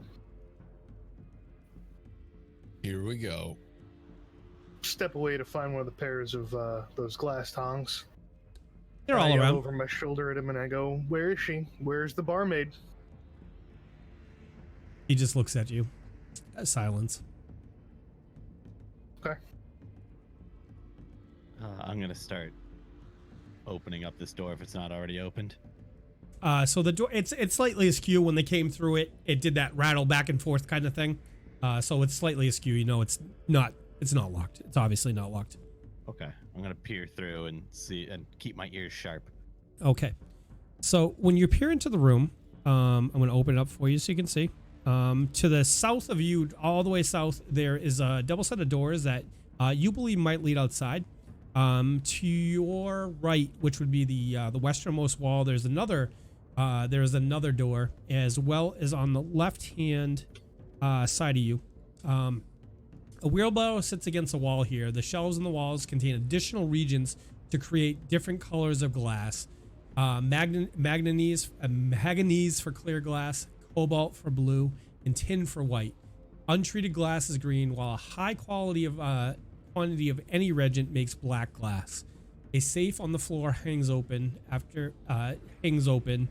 and through a doorway to your left, which is the eastern side of the room, you see stairs leading down. Okay. I'm gonna call back to the team in just a loud enough voice for them to hear, which is pretty loud. Okay. Guys, I think I hear someone calling for help. And then I'm gonna yell even louder. Where are you? Down. Down. Down. Down. I think I know that song. Hold on. Oh, you son of a bitch. Keep singing. Can I discern which direction that's coming Give me a from? perception. Give me a perception. All right. Say 24. You believe it's coming from downstairs. So that would be the room to your left on the eastern wall. I think someone needs help downstairs. I'm gonna go check it out. I need you over here. Send the others. No, but Trust Fine. me, he's going to need your help. just wait until I get back. I proceed in. And I go over to the stairs. Okay, so the stairs are to the left of you. It's this door right. It would be that door right here. I'm gonna zoom in so people have a better view. I'll give you a pointer. That door right there, right? Ha. I'm out. All right, and I'm going to open the door. So you reach out and check the door, and it appears to be locked. Well, it's not exactly my best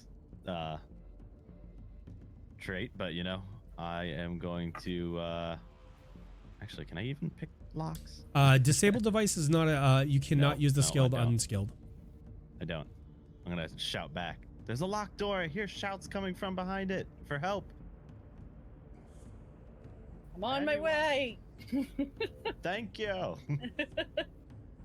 I'm like, So- somebody watch this guy too. I know we tied him up, but watch him.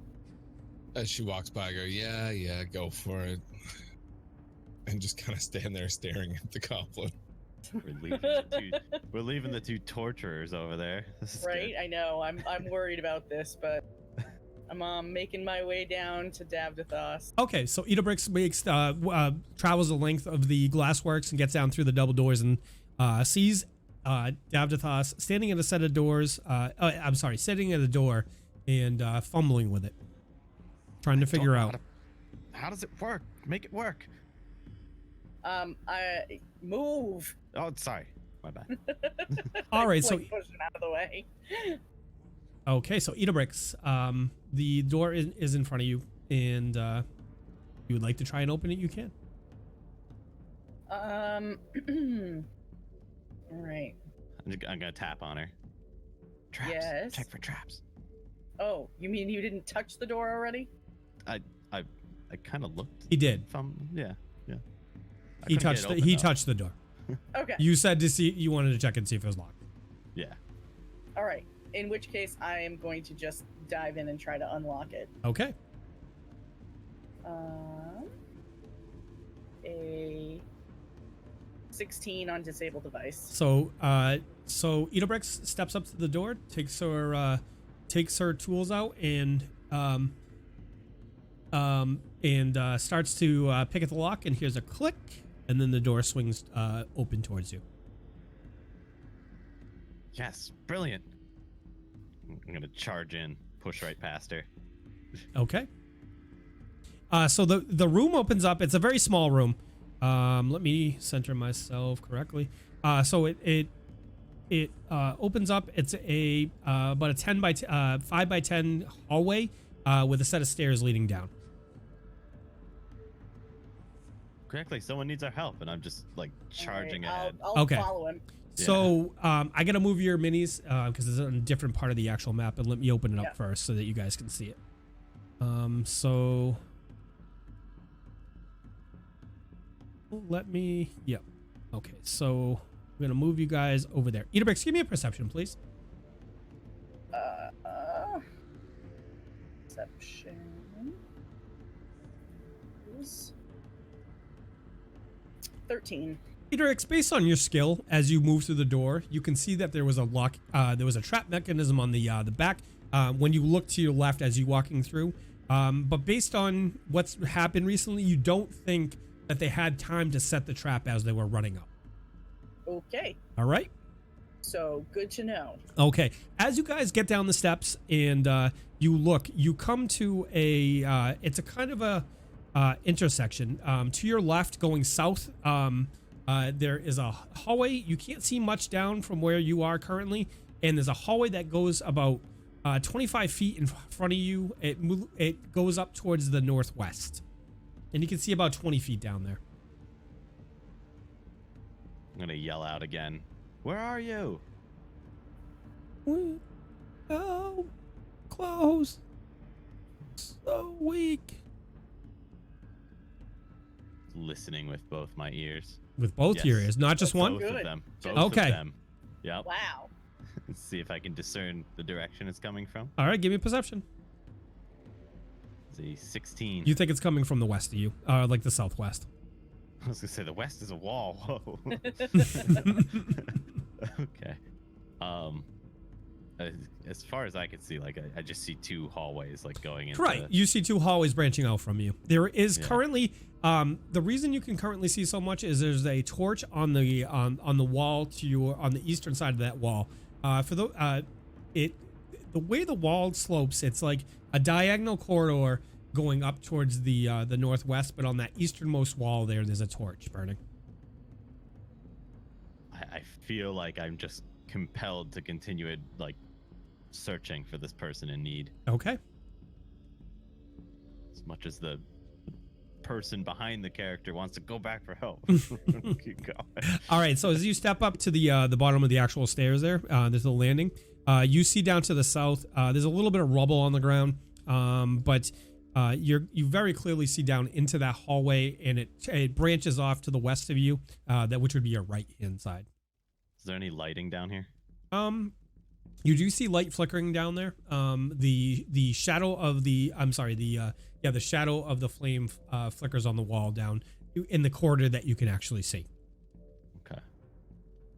I'm gonna continue across the rubble. Okay, so you're moving southward down that hall. Correct. Okay, as you do so, when you get down there, you see a hallway branching out from you about 50 feet.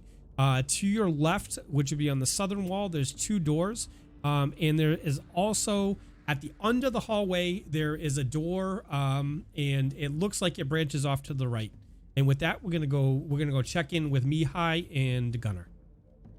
Gentlemen, what are you doing during this time? I'm holding the goblin by the throat as he's tied up and saying, "Look, if you want to happen to you what's happening to the other guy, you just go ahead, stay quiet, see if I care. We killed all your friends, we'll kill you too. Where is she?" You won't. You won't kill us. You're good. All right, I drop him and cast acid splash at his face.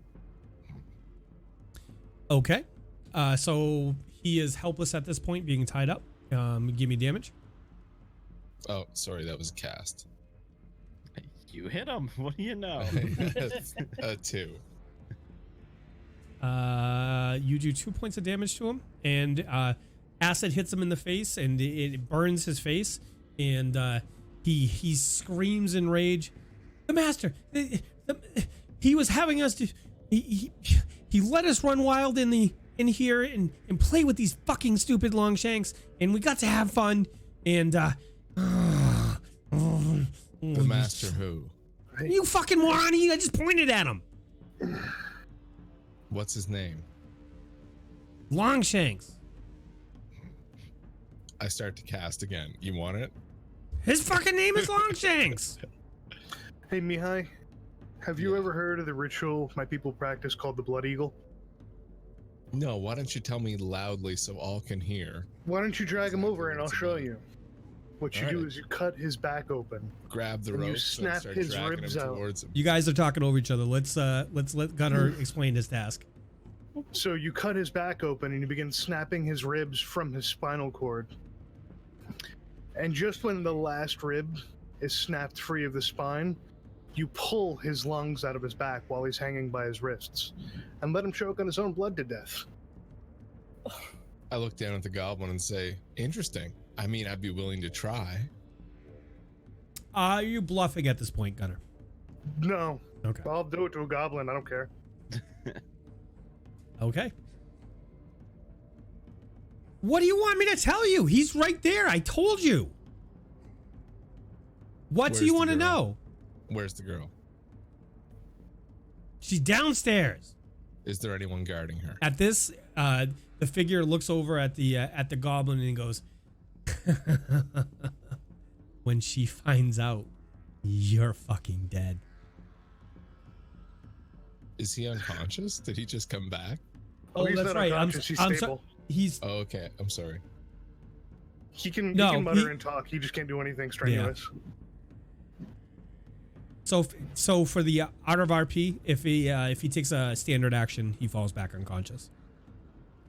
But talking is a reaction. Yep. So I, as I'm dragging him over towards Gunnar, by the ropes, I say, "Is there anyone guarding her?" No, we're all here. Okay, good enough. And I just drop him and put my foot on his chest. Okay. I can still do the Blood Eagle. Yeah, we might get to that. I have to see if I have any more questions yet. I mean, Okay. we'll kill him eventually if he, doesn't go our way, but that's okay. I'm alright with this idea. And we have saved one goblin already. Hmm. I could save two.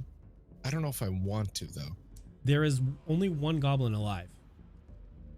So I'm referring to Squee. Okay. So unless Just yeah, are you trying? casually between us, between Yeah. me and Gunnar. Yeah. Okay. So what's your intention? Are you trying to bluff him into thinking that you guys have another one It's captive? not a bluff. It's factual. We've allowed one goblin to live. I'm just kind of Okay. All right. Fair enough. with Gunnar. Yeah. Fair enough. Okay. You know, it's been a while since me and my kin have hoisted by the wrists and let the blood flow. In Odin's name, it would be nice.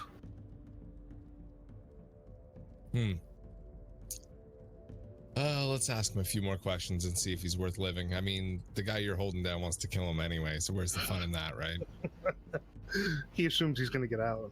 Oh, maybe we just kill your guy and let my guy live. Hmm. Depends on who gives us better information. When you're in Hull, when there is no more, I don't know how you say it in this language, container for the body, you can't come back anymore, no matter how strong your magic is. Sure. So you're saying we burn him? Oh, of course. We spread the ashes? Oh no, you eat You- them. You get stronger by eating the ashes. You Okay. imbeciles.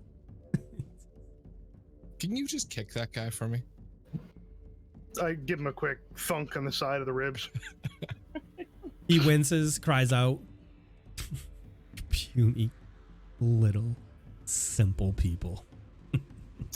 You don't even know what's coming.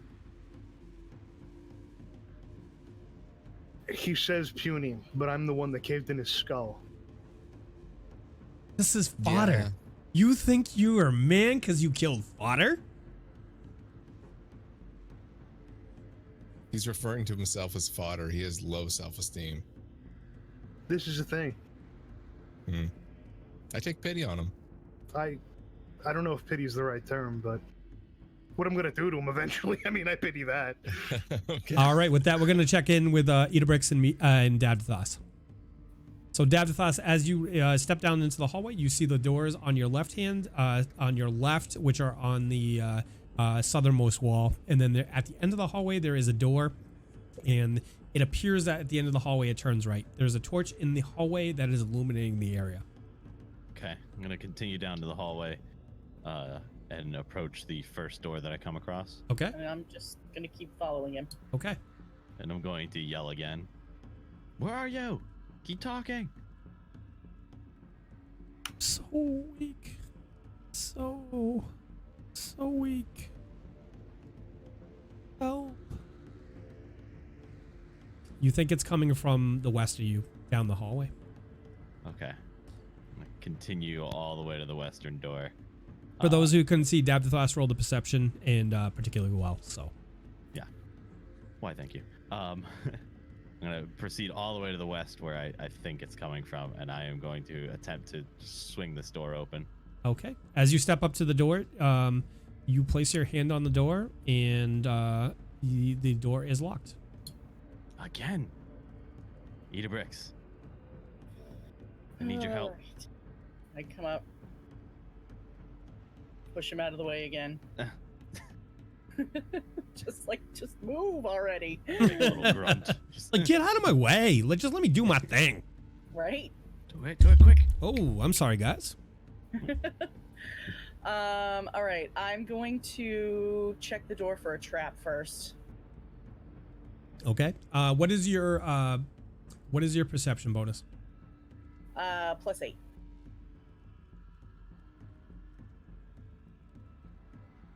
You don't think there's any traps on the door? Okay. I'm going to gonna try to open the door. Okay. Let's see. That is a 23 for disable device. So as Idabrix steps up to the door and takes out her tools and fumbles with the lock, she very, very skillfully pops the door open. It swings open, and on the floor, you see a familiar face, bound, and she has a gag in her mouth, but she's kind of like worked it out, so it's like almost in her mouth, and she looks very weak, and but this is certainly your friend Amiko, and you recognize her. Amiko. All right, I'm gonna begin checking her over. She looks at you warily when you say you're gonna check her over because she knows your reputation. Maybe you better let me check her over. I'm just trying to help. I swear. Okay. So, give me a what is it called? A heal check. Heal check, please. Right. Because words are hard. Yes, Words are 15. hard. Amiko is in pretty rough shape. She is conscious. She looks very similar to the person upstairs that you were treating, and she's in rough shape. Okay. Is she bound at all? She is. She's bound by her feet and her hands. Okay. I'm going to remove the bounds. Bounds. What's the correct tense there? Binds? Boundages? You're gonna unbind her, is what you're gonna do. Okay. I'm gonna rebind her. You're Yes. rebind her? Oh No. God. Unrebinding her. Unrebind. untie You're untying her. For God's sake. Okay. Jesus let's move on. You leave that shit for tonight, okay? Welcome to the Tabletop Tavern. Would you guys like an English lesson tonight? But it won't be correct. So as you reach down and untie Amiko, she's currently she's like laying on her side with her legs tied behind her back, and her arms are tied at her side. And as you release the binds, she falls back on her back, and she starts to rub her wrists and her it's obviously painful where the binds had been digging into her arms and her ankles. And she looks at you, goes, Davdithas, How did you guys find me? Hold still for a moment. I'm gonna channel healing energy. So Davdithas raises his hand to his god, calls upon the will of Desna to heal this worthy supplicant, and heals for how much? 3. Okay, so with that, you see the color seep back into Amiko's face, her cheeks. You know, the color comes back into him. She had a gash on the side of her head and small cuts and bruises, and they appear to be stop bleeding, and the bruises start to fade a little bit. And she sits up and looks at you, and she's very relieved. Thank you so much, Davdithas. Is everybody here? Is Gunnar here? Is Idabrix? And she looks out in the hall and she sees Idabrix. Where's Gunnar and Mihaly? They're upstairs. We ran into some trouble. What kind of trouble? There were goblins, tons of goblins, and a man. What did he look like? What did this man he look like? He kind of looked a little bit like you, almost. Oh, Pseudo. Pseudo? Oh, Pseudo. Your brother? Yes. Last night when I received a note from him and I came here stupidly. Pseudo, he revealed to me that he and several other mercenaries were led by Nuala, that she had got big plans for Sandpoint's future. He warned me that I didn't want to be in town when those plans came through, and offered me a chance to join his group at Thistletop. It was the only way, he said. When he revealed this to me, I shook with rage and revulsion. I recoiled at the suggestion and I slapped him. I was in shock. My brother, he'd sunk to such a low. He responded by unleashing his goblins on me. They overwhelmed me. They did horrible things to me. They beat me all while laughing with glee. Pseudo, he just left me. He left me here. Father, I must warn Father. Yeah, that's gonna be a problem. What do you mean? You're Davdithas? Amigo, there's no easy way to put this, but What? Your father, we saw him upstairs, encased in glass. What do you mean encased? It looked like they'd maybe poured hot glass on him. Oh God, no. I'm sorry. No. Amigo. We need to get back upstairs. We left Gunnar with your brother. Oh. I am alone. I need Father Xanthus. My heart hurts so much. We'll get to him. But your brother is still with us up there. I silently whisper this back part, but I go, I think. He said one last thing that stuck with me. He mentioned a place of power.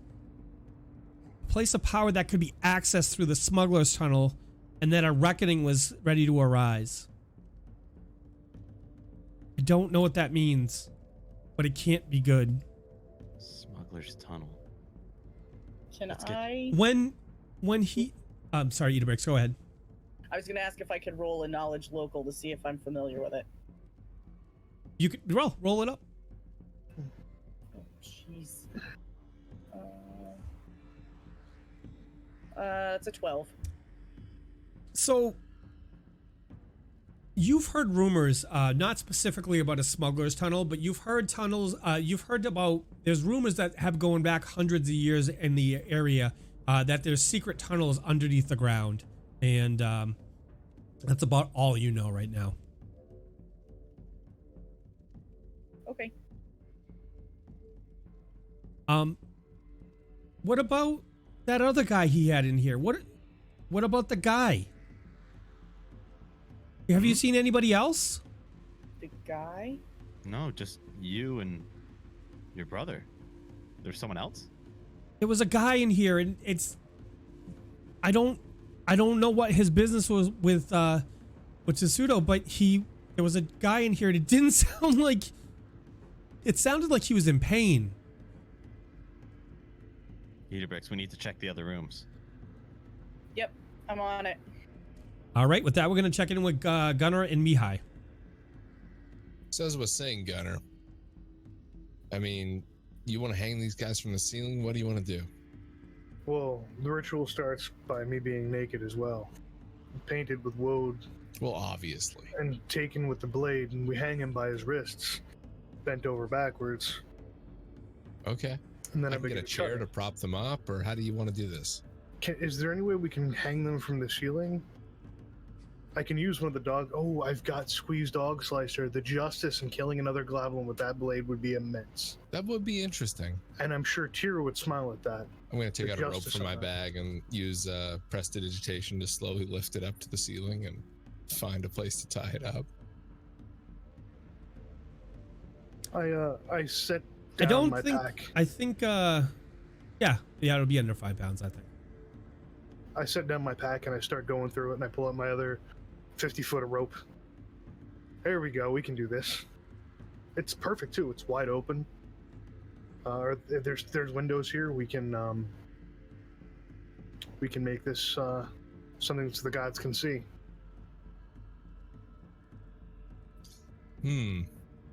So we intend to put on a bit of a display. Oh, that's what the Blood Eagle's all about. Sure. So is this guy ready to talk, do you think, or should we go through with this? I look back at the man on the ground. What are you who's- looking to find out? You haven't asked any questions that goblin hasn't already answered. Yeah, we're just doing an elaborate setup. To make Yeah, this is just. Yep. Is the act of theater, good sir. You say theater, I see Okay. threats with So at this point, I think. ramifications. So at this point, I think alignment's going to come into play. Is this something that you would find torturing a helpless character, even though he may be evil? Does that fall in league with your alignment? Mine, yes. Okay. I think so. What is You what know is- my alignment. You can tell me otherwise. what's your alignment again? I'm sorry. Chaotic neutral. I want to get what I want. I don't really care how I do it. But what do you want? Because he's answered everything you've asked. Yeah, but I'm about to ask him more questions. So ask. Well, what I would really like to know from this guy or this goblin is who's his boss. Who's really pulling the strings? Okay, Who's so the Who's let's next let's up take in a the step back. hierarchy? Who are you addressing right now? Well, I'm addressing the goblin because Okay. that's the one that I'm And holding. what specific questions are you asking? Role play it out. All right, so I look down at the goblin and I say, "You see that guy? Yep. Who's in charge of him?" I don't know. I'm a fucking goblin. That's a bullshit answer. Sense motive. Roll sense motive. If you feel like it's a bullshit answer, roll sense motive. Okay. I roll a sense motive of 15. No, he's telling you the truth. He's a goblin. He's a peon. All right, at hearing that, I drop the ropes and leave them tied up Okay. and walk over to the other guy. I look Okay. at Gunnar and I say, I think we've got as much as we can out of this fellow. Fair. We should ask him more questions then. I grab him by the hair and I lift his head up so he can look at the two of us. Who is your leader? Did you not hear my answers before? I'm going to smack him across the face. Okay. What is her name? Do it. Where is she from?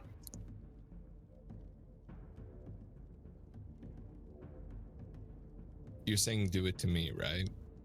No, I'm saying if you want to attack him, go ahead. No, but I just meant like a casual backhander. Okay. Like a So bitch, you casually please, backhand him. He looks at you Casual and smirks backhand. and laughs. He thinks he's tough, Gunnar. He does. It's a shame. Hoist Can the I ropes. cast, while I'm standing here, can I cast Detect Magic and see if I notice anything other than the items that we've already collected? Sure. Go ahead. Okay, I'd like to do that. So how long are you concentrating on this? Well, it seems the Gunner's kind of got things under control, so I'll Okay. just, I'll sit here and So let him do his thing. Okay, within range, you don't find anything else other than the items. Excuse me one sec. Yep, no problem. So you don't see any other items besides the items that are glowing that you already know of. Okay.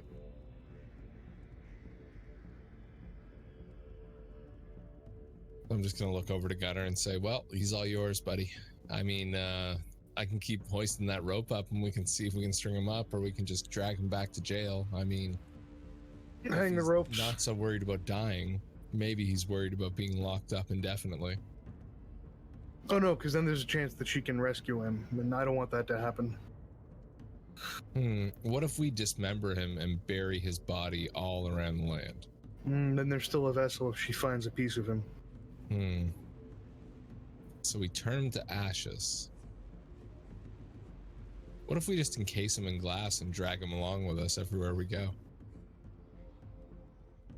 That's just fair. It'd be a fitting death. It would be. All right, we're gonna check back in with Idabrix and Idabrix and Davdithas downstairs in the basement. All right. Idabrix, All right. check a couple of these doors. I'm gonna run back up and let them know that we found her. Okay. Okay. Yeah. I'm gonna start by checking the door that's slightly. I'm assuming that it looks like a door slightly to the north of me. Yes, on the easternmost wall. Yes. Yep. Most wall. I gotcha. Okay. Yeah, I'm gonna start by checking that one. Okay. So you walk up to the door, Yep. and you're gonna check and see if it's open. Yeah, I'm gonna listen for a second and see if I can hear anything inside. Sure. Give me a perception. It's an 11. You don't hear anything from within. Okay. I am going to check it for a trap. Sure. And it was a +8. Yes.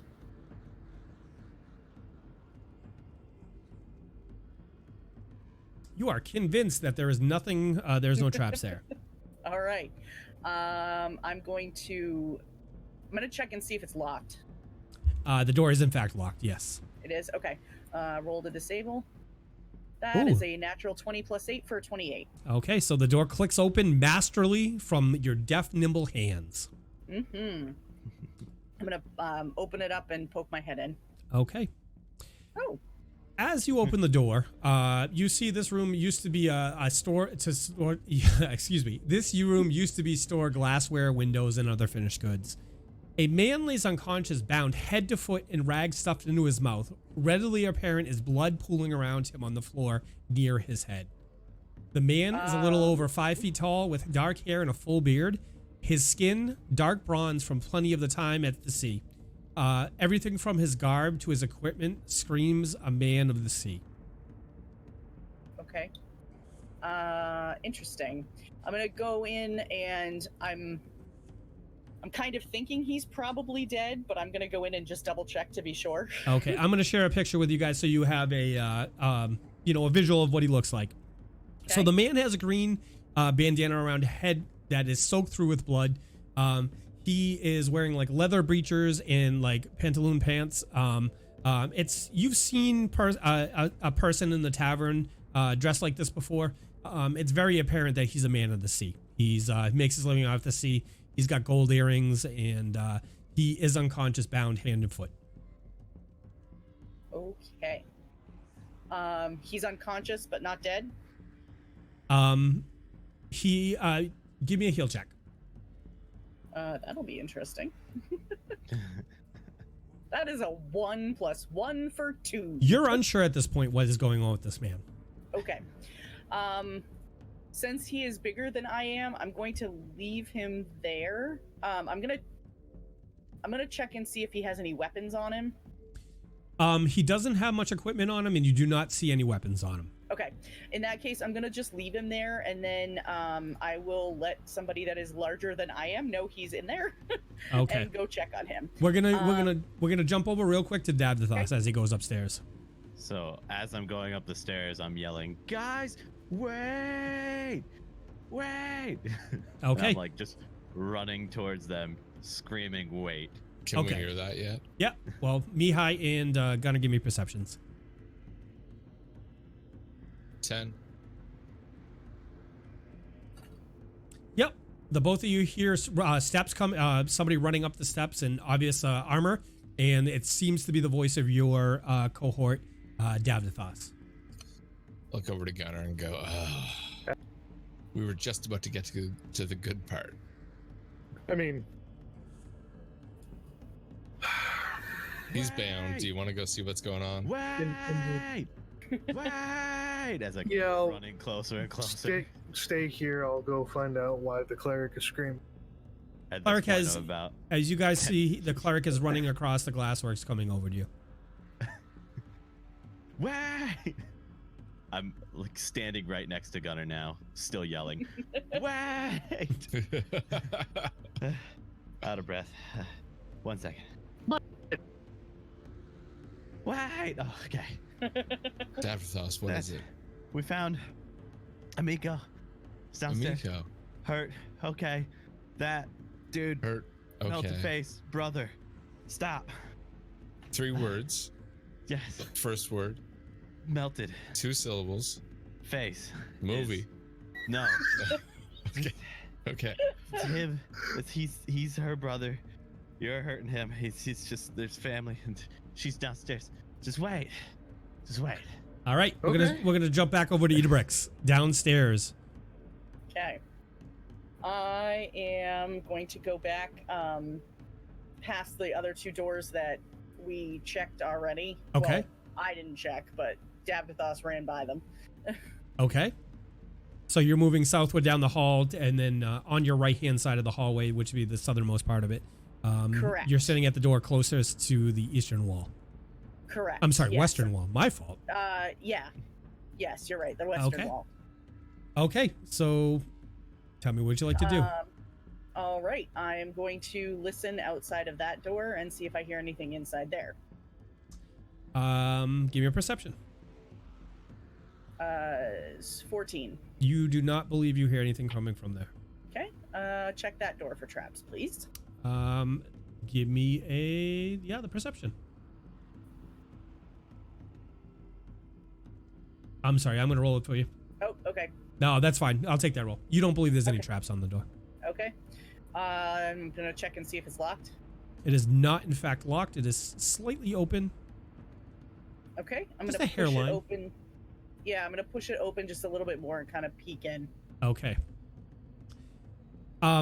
This appears to be an office, a small office. It's only about 10 by 10, and it looks like Tessuto has things on the ground here, and it's evident this is where he's been occupying his time since yesterday. Okay. All right. I'm gonna move on from that door and I'm gonna go to the next one to the east. Okay. Let me know what you'd like to do. Go through the same routine. I'll listen first. Okay. That's 20. You don't hear anything. Nope. Okay. Check it for traps. And that would be... Nope. You don't think there's any traps on there? Okay, I'm gonna check and see if it's locked. It is not locked. Okay, I'm gonna open that door. Okay. So as you open this door, there is there's a room. Initially, you see a room. It's about the only illumination that you have going into that room is coming from the hallway you're currently standing in. And there is about a 10-foot room there, and then to the curving off to the southeast is a tunnel, and you can see about 15 feet down into that tunnel before the light ends. All right. At this point, I'm not gonna go down there yet. I'm gonna loop back around to the west. Okay. And head back up past that room where I saw the The guy. Yep. guy. I'm gonna head up to the wider part of the hallway and then in that northern section. Okay. As you approach the northern wall, you look to your left, which is on the western side of you, and there's a couple crates down there, and a couple chamber pots, essentially. And to your right of you, on the eastern wall, looks like it was where that room was sloping. The initial tunnel when you came into the dungeon, came down into this area. It was sloping north west, and you look like you've done a circle or a square. I am going to I'm gonna loop back around and head back up the stairs. Okay. And And you can put yourself back over if you'd like. Yeah. Okay. Working on it.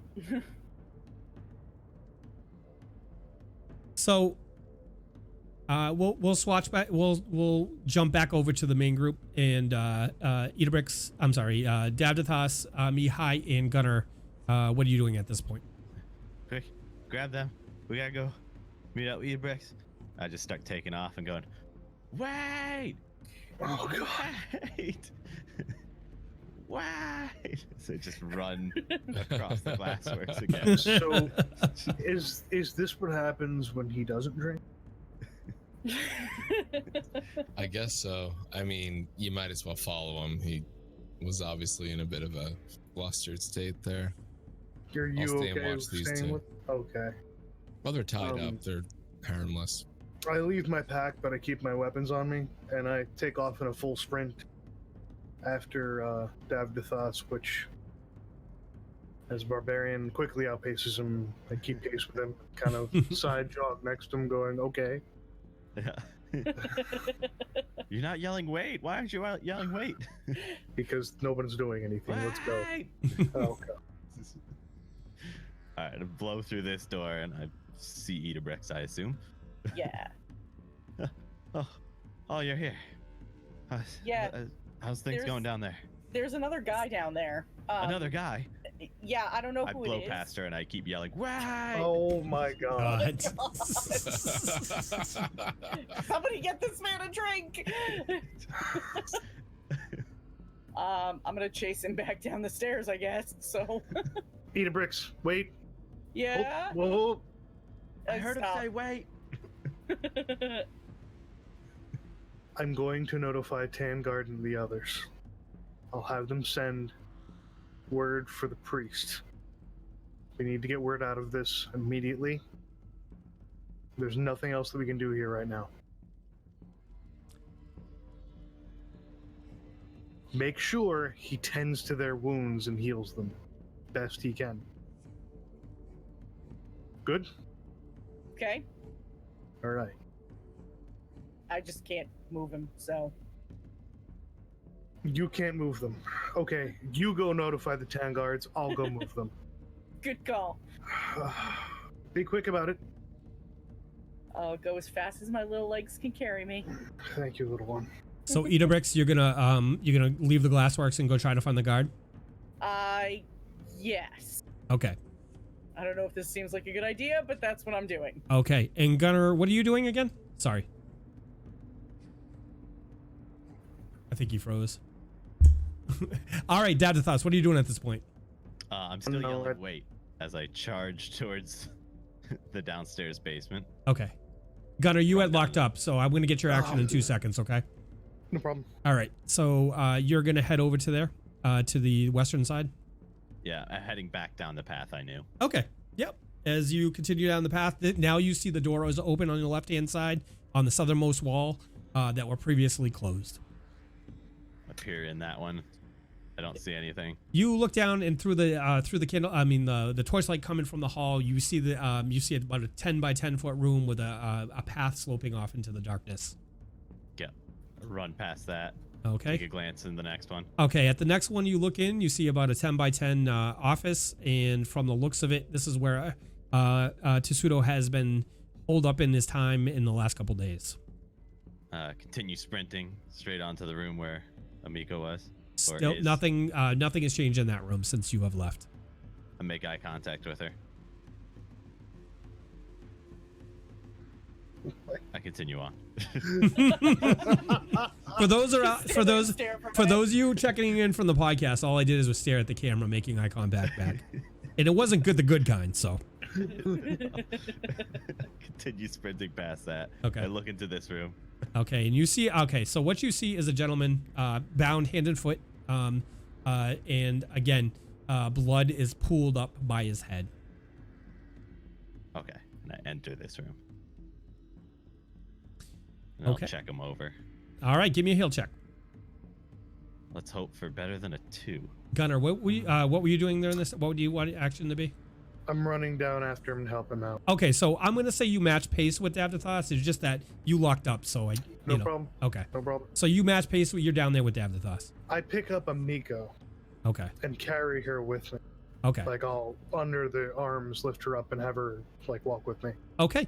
And Davdithas, you think he's unconscious, but he is losing blood.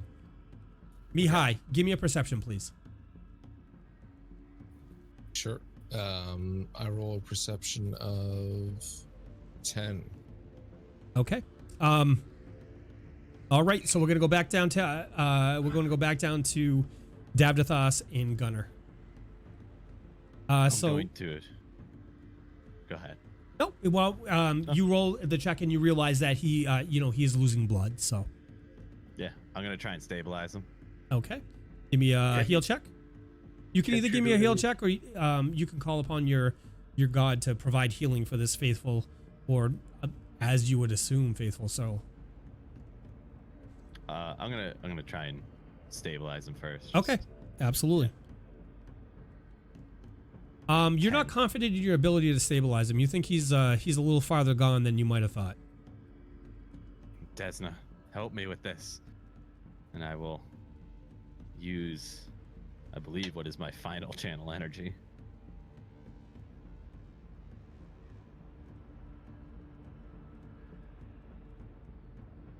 Okay, so you heal him for 5, and his eyes open up, the color fades back into his cheeks.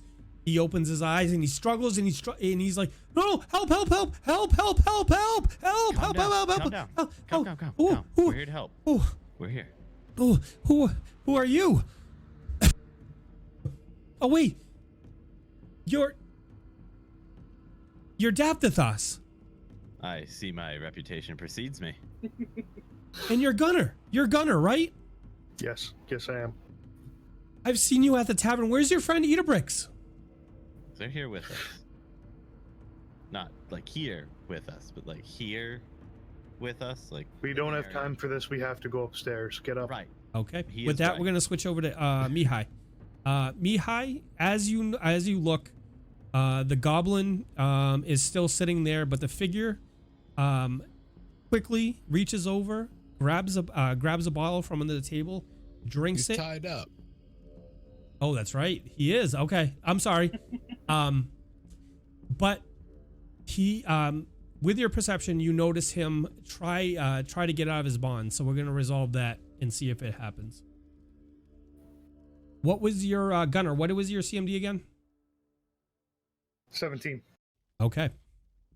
So as you watch Mihaly, you see him slip out of the bonds, reach under the table real quick, grab a potion, and drink it, and then start to stand up. And I'm going to have you give me an initiative, please, for you and this person, Okay. which you now know to be pseudo. I'm just looking for my initiative. There it is. I roll a 26. Okay, so you are first to act. He is currently standing naked.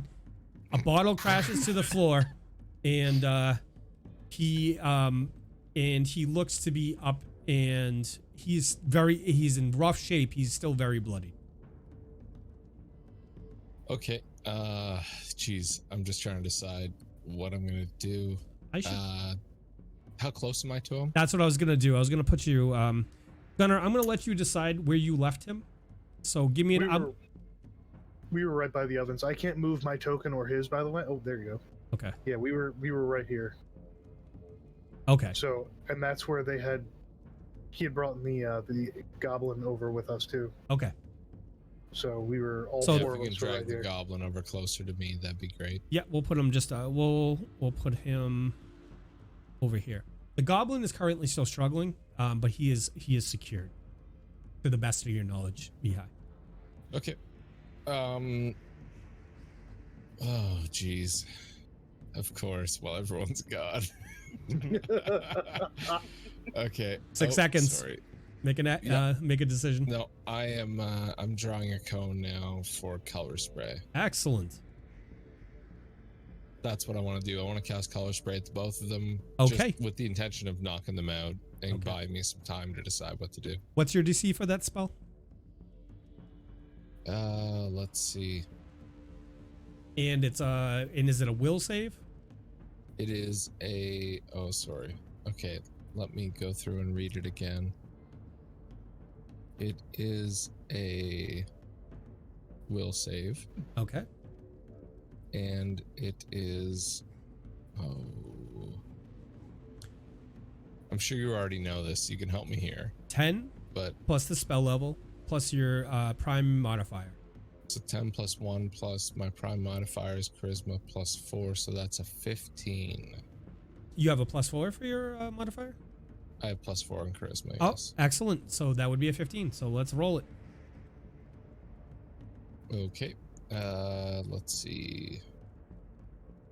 I'm sorry. So Oh, okay. 1. no. You don't have to roll anything. Okay. Or you can drop it on him, on the goblin and to pseudo. I just did it manually because we had that weird thing last week, so I wanted Yeah, to make if you sure. want to do a manual, Yeah, it's yeah. all the same. So, so as you watch, the goblin falls unconscious, and the man looks at you and is able to shake off, and he looks to be confused for a second, but he shakes off the effects of the spell. With that, it's going to be his turn, and he looks at you and he says, "Now, she will reward me." And he's going to full run. He's going to completely run outside the building, and you can pursue, but he did a full run and left the building. What's his move speed? How far did he get? Like, would he have came into contact with Idabrix? Idabrix is currently out looking for the guards. I think she put her character there as a Sorry. place. I Yep. saw her token. Yeah, Yeah. as a placeholder. So he is currently out of the building. Wow. I don't have enough move speed to catch up with him then. You can try. He's larger than a regular humanoid. Mm-hmm. No, he's a humanoid, but I'm not He going to has give a you his greater move abilities. speed I'm than not giving you 30. his abilities and skill set. Can I keep up with him or not? Because I'm going to try to run after him. There's only one way to try. You could try. Well, I'm going to try. Okay. I'm just going to take off sprinting after him when I see him running. Okay. All right. So as he runs, like I said, south out the door that you saw everybody disappear downstairs to. When you get out to the front room, you do not see him, but you see the double doors wide open. And I'm going to open up the area outside so you can get an idea of what you're looking at out there. So as you step out, do you step outside, or you tell me what you're doing? Wide open, just following after him. Okay. So when you get outside, give me a perception. Give me a perception. Okay, so I'm outside now. Yep. I roll a perception of 13. Okay, so you look around the crowd and you're scanning to try to get a direction for where he's coming from, because as you can see, there's to your left, there's an alley leading between that's a smaller building and the glassworks. To your right, because you came from that way, it wraps around the front side of the glassworks. And as when you look this direction to your left, which is heading east, it looks like an embankment going down. And in front of you is a wide open market, and there's people milling about, but you don't see any sign of disturbance. There's still people out there, right? Can I ask which direction he ran? You could try. Yeah. Who do you want to grab? Just a random person? Just like as I bust through the doors, Yep. I'm like Where'd he go? Give me There was a man who ran out here. Which way? Okay, give me a percentage roll and also give me high or low. What would you like? I'll take high. Okay. And do you know how to do a percentile roll? Sorry. I'm just looking at the dies right now. I'm not sure which one. So roll, if you right click on the D10s and there's a percentage mark if you roll that. Roll 10. Oh no, I'm sorry. Yeah, right click on the D10s there, and then I don't know how to get rid of those. I'm sorry. Okay. Yep. If you the D10s. so Is that a D10? right click on it, and does it come up with a percentage mark? So it would be the fourth dice from the right. You have your D4, D6, D8, and then D10.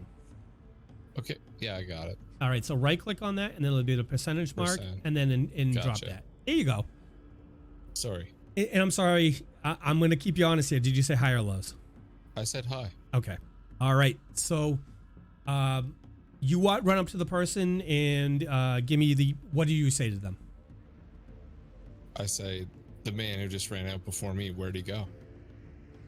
Which direction? I didn't see any man. I've just been walking from over here.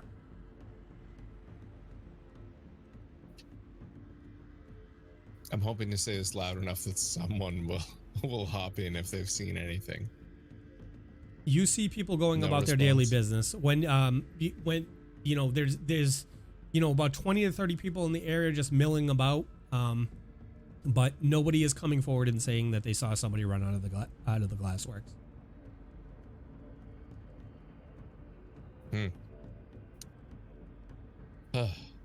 Okay. With that, I'm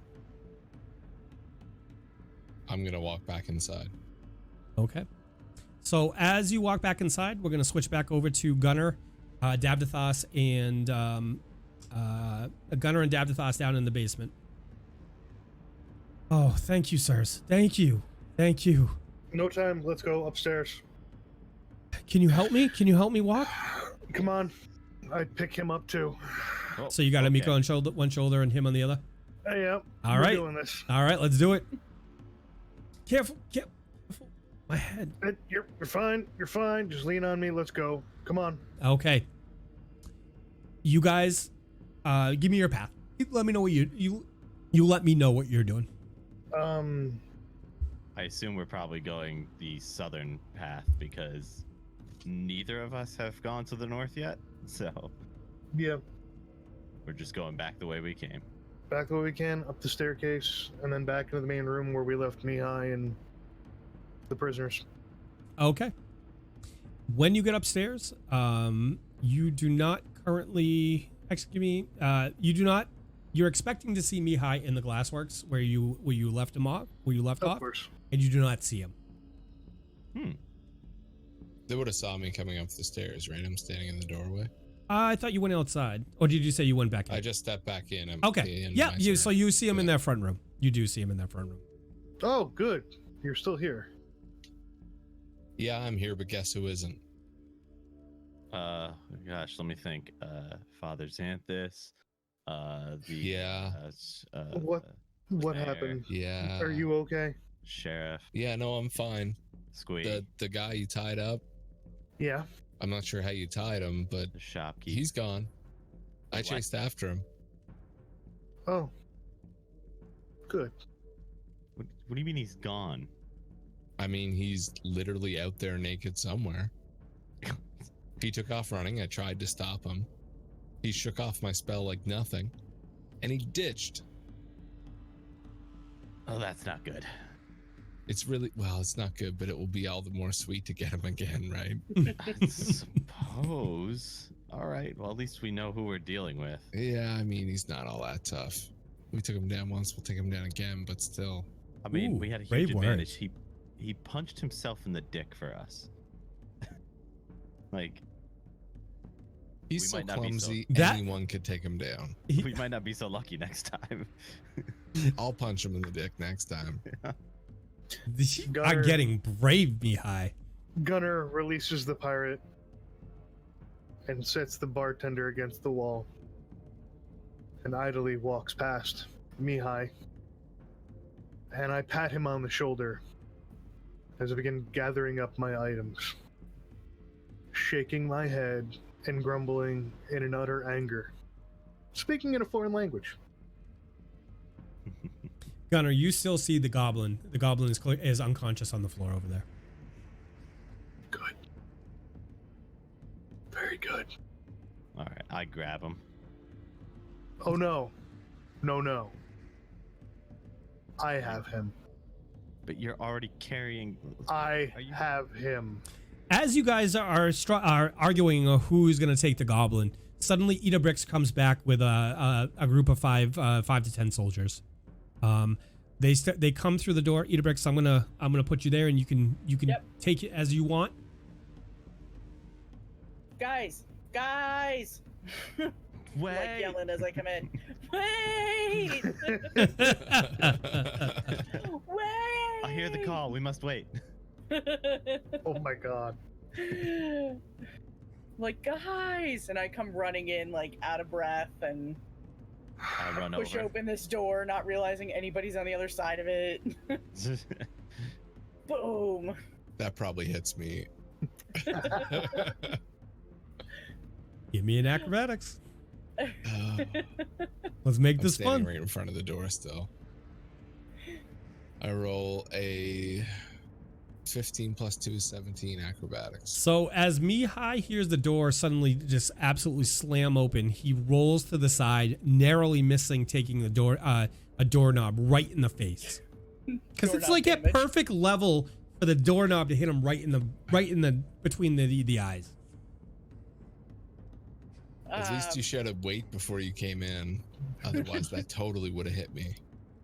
I'm like, What is going on? I like look to the side. I'm like, oh, sorry. It's okay. So in pours about 5 to 10 guards behind Idabrix. What's going on? What's going on? The one in the lead appears to be the senior rank. What's going on in here? What's going on? And they're leveling spears and makeshift weapons. I drag the goblin over and I throw the goblin at their feet. We found the bartender. Her brother captured her. He's a Tasudo? naked half-elf. Yes, he's a naked half-elf running through the countryside at this point, apparently. But we rescued her and another Wait. seafaring man. What does Pseudo have to do with this? He's working for someone female who is trying to take vengeance upon the town. Who? And it's Did he give controlling you all a of the name? goblins. We didn't get a name. I got a name. You did. You got a name? Yeah, Nuala, I think he said something like that. Wait. Nuala? Yes. Are you sure? Yeah, absolutely. Okay. He said So at something this, about joining his group at Thistletop. he looks over. He's go, Jackson, go get Father Xantus immediately, and he goes, Sirio, run out there, get the rest of the guard, and station them all around town now.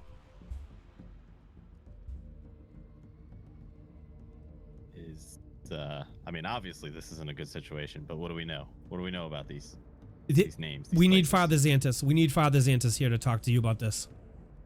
Okay. I'm gonna take the goblin. We're gonna take him to the jail. I'll take. I'm so confused. I don't know what to do. Young guardsmen, look at me. We take the prisoner. We have Xantus to treat these that need the injuries removed. Okay. We ready the townsfolk. We put everyone on high alert. You send a runner for the sheriff and let him know what's going on right now. Your fastest runner on your fastest horse. Okay. And What? we patrol 2 per man all night till the sheriff returns with reinforcements. Okay. Let's. He looks and he splits the. He separate. He takes the remaining guards. There's 2 or 3 of. There's about 6 left. He points them man by man. He says, "You 3 take the goblin to the jail. You 3 accompany these our heroes up to Father Xantus's in the chapel, and I'm gonna go find a runner. And I'll convene you guys at the chapel as soon as I can get a message sent to Magnamar." Good, go. I keep forgetting the bartender's name. What's her name? Amiko. Yep. I pick up Amiko. Yep. And I let her ride on my back like a kid with a piggyback ride. Yep. And I put my arm underneath the pirate, and I look at our three friends. Idabrix, you are here now, right? Yes. Yep. You look over. You look over. Aaron, what's going on? This is a face known to you pretty well from your time in the tavern. Yep. Yeah. What are you doing here? Oh, Idabrix. It was. So let me collect myself. 1 second. Oh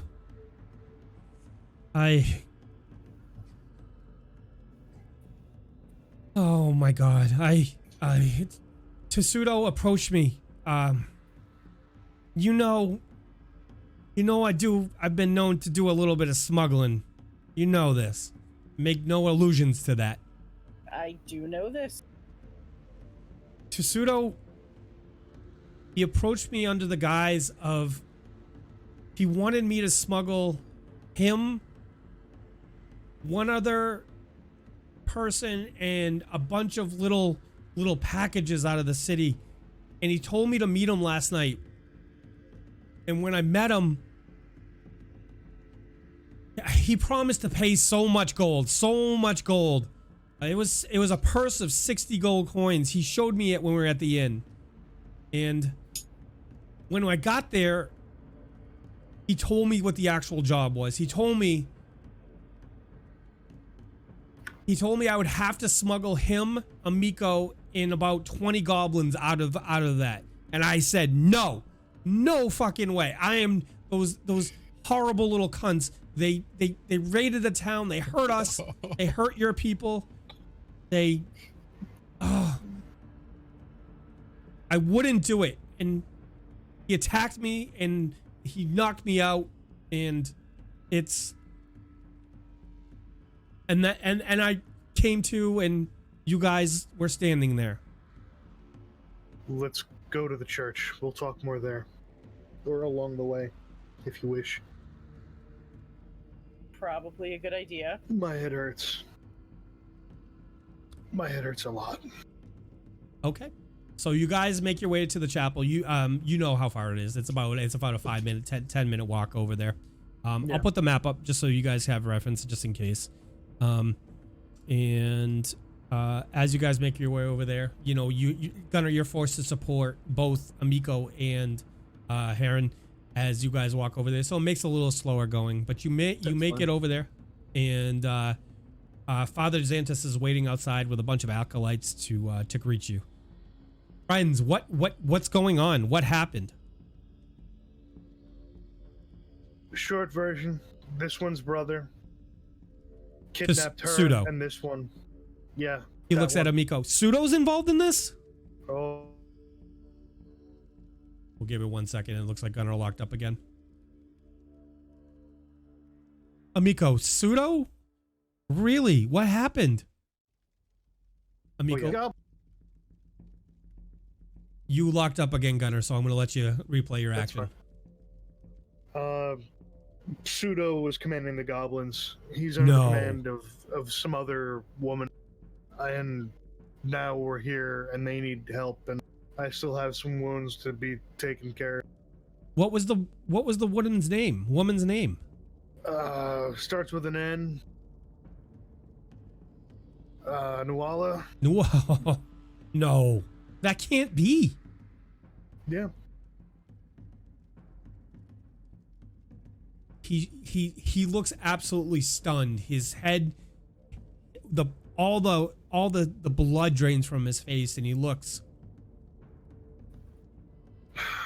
at you and he says, "You're sure they said Nuala?" You're the second person to have this reaction. Can someone please tell me about this woman? Did he have anything with him? Did he have anything? Oh yeah, we have any all notes things. Or anything? Mihaly and Davdithas have all of his things. I set the two people down, and then I collapse in the dirt where I'm standing. Okay. Davdithas, Idabrix, and Mihaly, you see your friend collapse.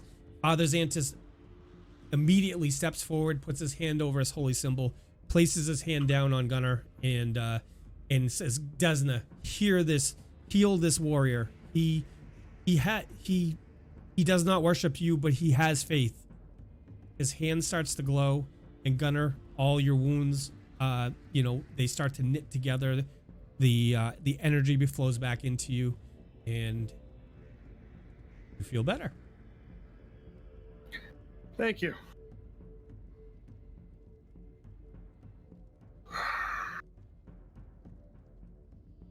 What did he have? What did he have with him? Is there any paperwork, or is there any what? As a matter of fact, I happen to have his journal here. Oh. Would you care to peruse? Let's all take a look, shall we? Indeed. Yes, let's. Okay. It's gonna take me a second to pop this, and I'm gonna need a volunteer to read for me. I happen to be holding it, so I feel like I could probably do that. Okay. You just make this a good size for my eyes here. Yeah, it's a little. I apologize, guys. It's a little. This document that they provided is not the best looking document, but Davdithas, if you will. Let's see here. All right. The raid went about as planned. Few Thistletop goblins perished, and we were able to secure Tobin's casket with ease. Oh, Tobin. While the rubes were distracted by the rest. I can't wait until the real raid. This town deserves a burning, that's for sure. The real raid? I know. I thought we already had the real raid. So they're responsible for stealing Tobin's casket. There's more here, though. Rip Nugget seems to favor the overwhelming land approach, but I don't think it's the best plan. We should get the Quasit's aid? Send her freaks up from below via the smuggling tunnel in my father's glassworks. So smuggling tunnels in the glassworks. And then invade from the river and from the glassworks in similar but more focused strikes. The rest except Bruthamus agree, and I'm pretty sure that Bugbear's just being contrary to annoy me. Classic Bugbear from what I've heard. My love's too distracted with the lower chambers to make a decision. I've been there. Oh. Says that once. Holy shit. Says that once Malfesh. It's a little blurred here. I'm gonna try and help you with that too. Malfeshkiners. We'll get the correct pronunciation of that at some point. Yeah. Released and under her command, we won't need to worry about being subtle. I hope she's right. My love seems bent on going through with it. Nothing I can say convinces her of her beauty. She remains obsessed with removing what she calls her celestial taint. How did I know? And replacing it with her mother's grace. Burning her father's remains at the Thistletop Shrine seems to have started the transformation, but I can't say her new hand is pleasing to me. Ugh. Man, this guy, I know him too well. Hopefully, she offers Sandpoint to Lamashtu. Lamashtu's fire. Her new body won't be as hideous. Maybe I'll luck out. Succubi. Succubi are demons too, aren't they? Oh, we got a lot to worry about here. Demons? Did I hear that right? Demons. You also heard the word succubi? Yes, and Lamashtu. Can I get acknowledged engineering on any of this? I'm gonna get so we're gonna go through this little step by step. Davdithas, give me a knowledge religion, please. With pleasure. Huzzah! It's a 10. This is very obvious to because Lamashtu is in direct opposition to Desna's teachings. You know her as a goddess of twisted things, and I guess twisted things would be the best way to describe it. Things that have been twisted, their nature transformed and twisted into evil things. So this, you know, when the name Lamashtu comes up, Father Xantus locks eyes with you, and there's a silent understanding between the two. You guys know that this is not good. This is not good. Not good at all. Everybody, you remember that the one of the things that Father Xantus originally asked you to do was to check out the day after the raid. He asked you to check out the crypt where Father Tobin's remains were, and when you responded there and you found the two skeletons in there, the skeleton warriors that attacked you. However, Father Tobin's remains were not there. All right. Mm-hmm. Recently, do you guys have any remembrance of the name Rip Nugget or Bruthamus? Indeed. Dude. Yeah, Okay. those would be goblin leaders. Yeah. Okay. They're uniting the Various goblin tribes to attack against the city. Father Xantus looks troubled by this.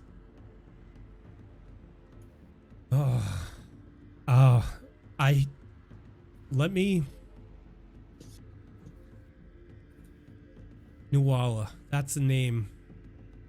Oh, Christ. Oh, Who is Desna. Nuala and what does she look like? Nuala was Father Tobin's daughter. White hair, around that tall, maybe in the woods to the north. Base of the mountains, maybe? No. No? Okay. Nuala was an Azamar. She was a foundling woman raised by Ezekiel and Tobrin. While she didn't come from his body, he treated her like her own. She had an unearthly beauty about her that made the other children jealous or shy. Kids used to play cruel jokes on her. So not tan skin, white hair? No. Not her? No? No. Okay. The rest of the city saw her as blessed by Desna in particular, but this became a curse for Nuala as she started to look at it as a reverse deformity. She felt like a freak. She confided in me that she felt like a freak, that because of her celestial taint, she would never felt normal. She never felt like she fit in, that she was truly a child of the town. You've heard mention of the event, why we had to build a new chapel. Mm-hmm. We thought we lost Nuala in that fire. We thought she perished in that fire while we never recovered the bones. Oh. I see. Do you think there's a chance she could have been responsible for the fire? If that name, I don't know. But if that name is coming up again, we're gonna have. I don't know, my children. What I don't. It's a lot to take in. It's a lot to take in. Being a child of Desna and seeing her, Nuala, she always had a special place in my heart, being seen as blessed by Desna. However, in this situation, it caused her nothing but pain. Her being different from all the other kids and all the other adults. As she grew, all the other adults saw her as blessed by Desna, and they would, ask her to bless them and, bring good fortune to them. And she never had that time, that she never had normalcy. I don't know what we're going to find if she is truly alive. By the look of this document here, by the look of his journal, has she given herself to Lamashtu? Has she truly forsaken Desna and given herself to Lamashtu? Looks like it. Looks like we have a fight on our hands. Sure sounds like it from everything I've read in here. Priest, can you help with the defenses of the city? I can do what I will. Be forthcoming soon. I think we need to pray for Desna's guidance on this as well. I will do what must be done, whether that's to tend the wounded or to join you on the battlefield against the common enemy. And with that, we end tonight's session.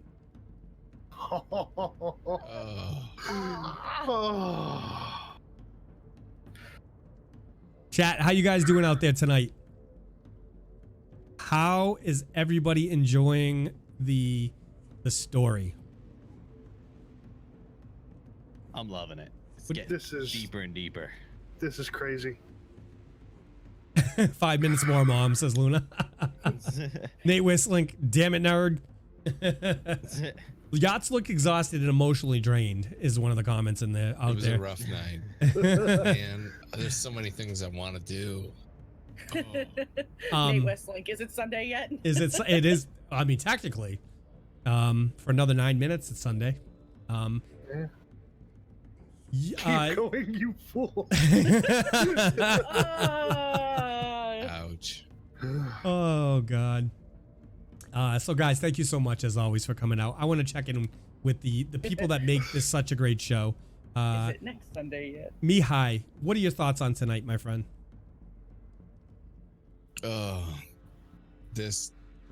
The problem with, every night opens up more questions than it resolves. I'm trying to keep tight notes, dude. That's how my brain works. I'm so analytical. I want to be like, okay, this person's related to that. I'm making a little web. I have a little notepad open. Okay. I'm trying to keep track of things. And every fucking week, it's like it branches off more. Losing it. Those dead ends that you think you get to just suddenly Whoever split. said I'm emotionally drained, it's accurate. He's invested, man. What can I do? Luna. Yeah, great night. Thank you. Oh, yeah, no, I agree. It was a great night. It's I always love seeing stuff like this start to come together and come out and be able to kind of piece together people and how they fit into the world, and, you know, figuring out like who's sort of a fleeting person versus who's a, you know, recurring character that like, oh yeah, like, because then it really forces me to pay attention, and I actually really like that. Awesome. Gunnar, Cyclone Jack, how we doing? Oh my god, this has been so awesome, being able to delve more into the psyche of Gunnar and really bring forth what he's like and throws a battle. Never have I wanted more to have a leadership feat and have a bunch of other berserkers just roll with me in the battle. Because the glory that would be brought on the battlefield would be insane. Awesome.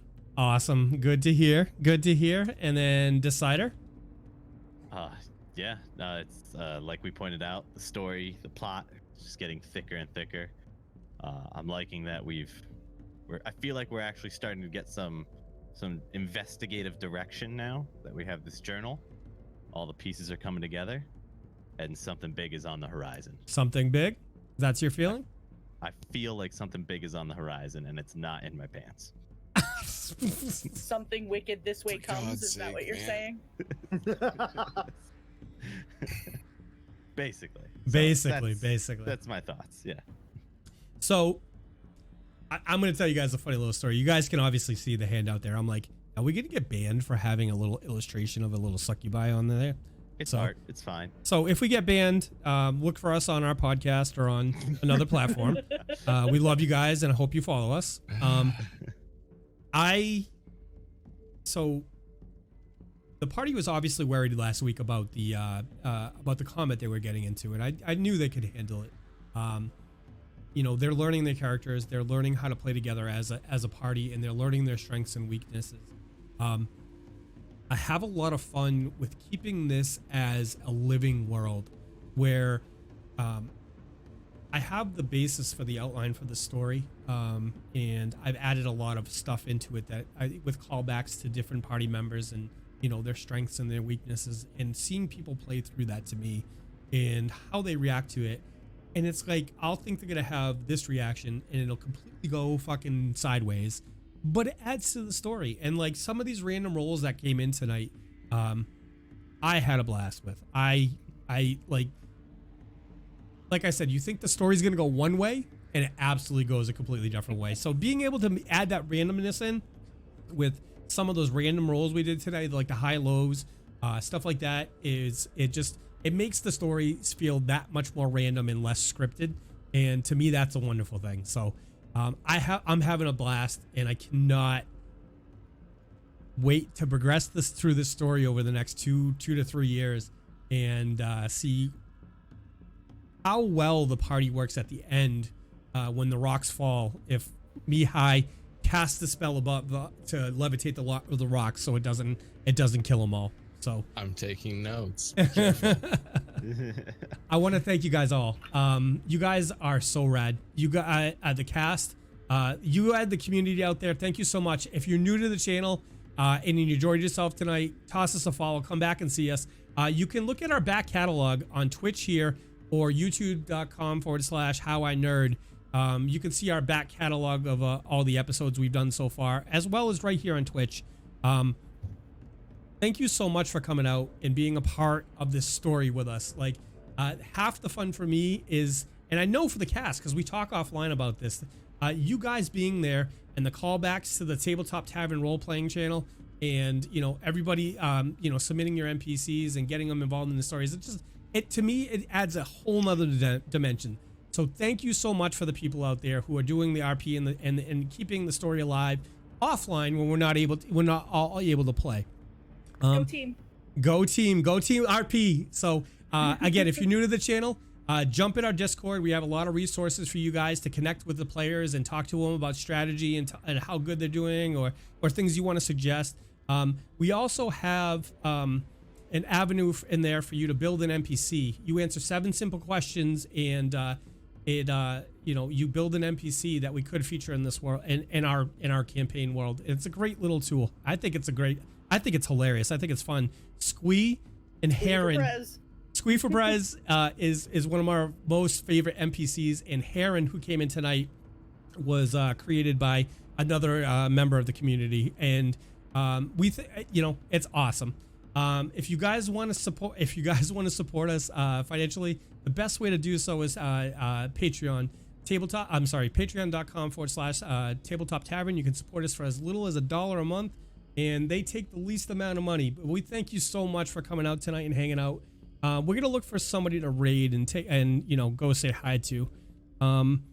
So I'm gonna kick off this raid. I hope you guys stick around. We're gonna set up the credits and kick this raid off. And if you are a member of the community, if you're a subscriber to the channel, when you get over there, drop them emotes in there, and let them know where you're coming from. We're gonna we're gonna go show some love, and I'm gonna kick it off the ending screen. And from the bottom of my heart, from the bottom of the cast's heart, guys, thank you so much for showing up week after week. We love you, and we hope you have a great night.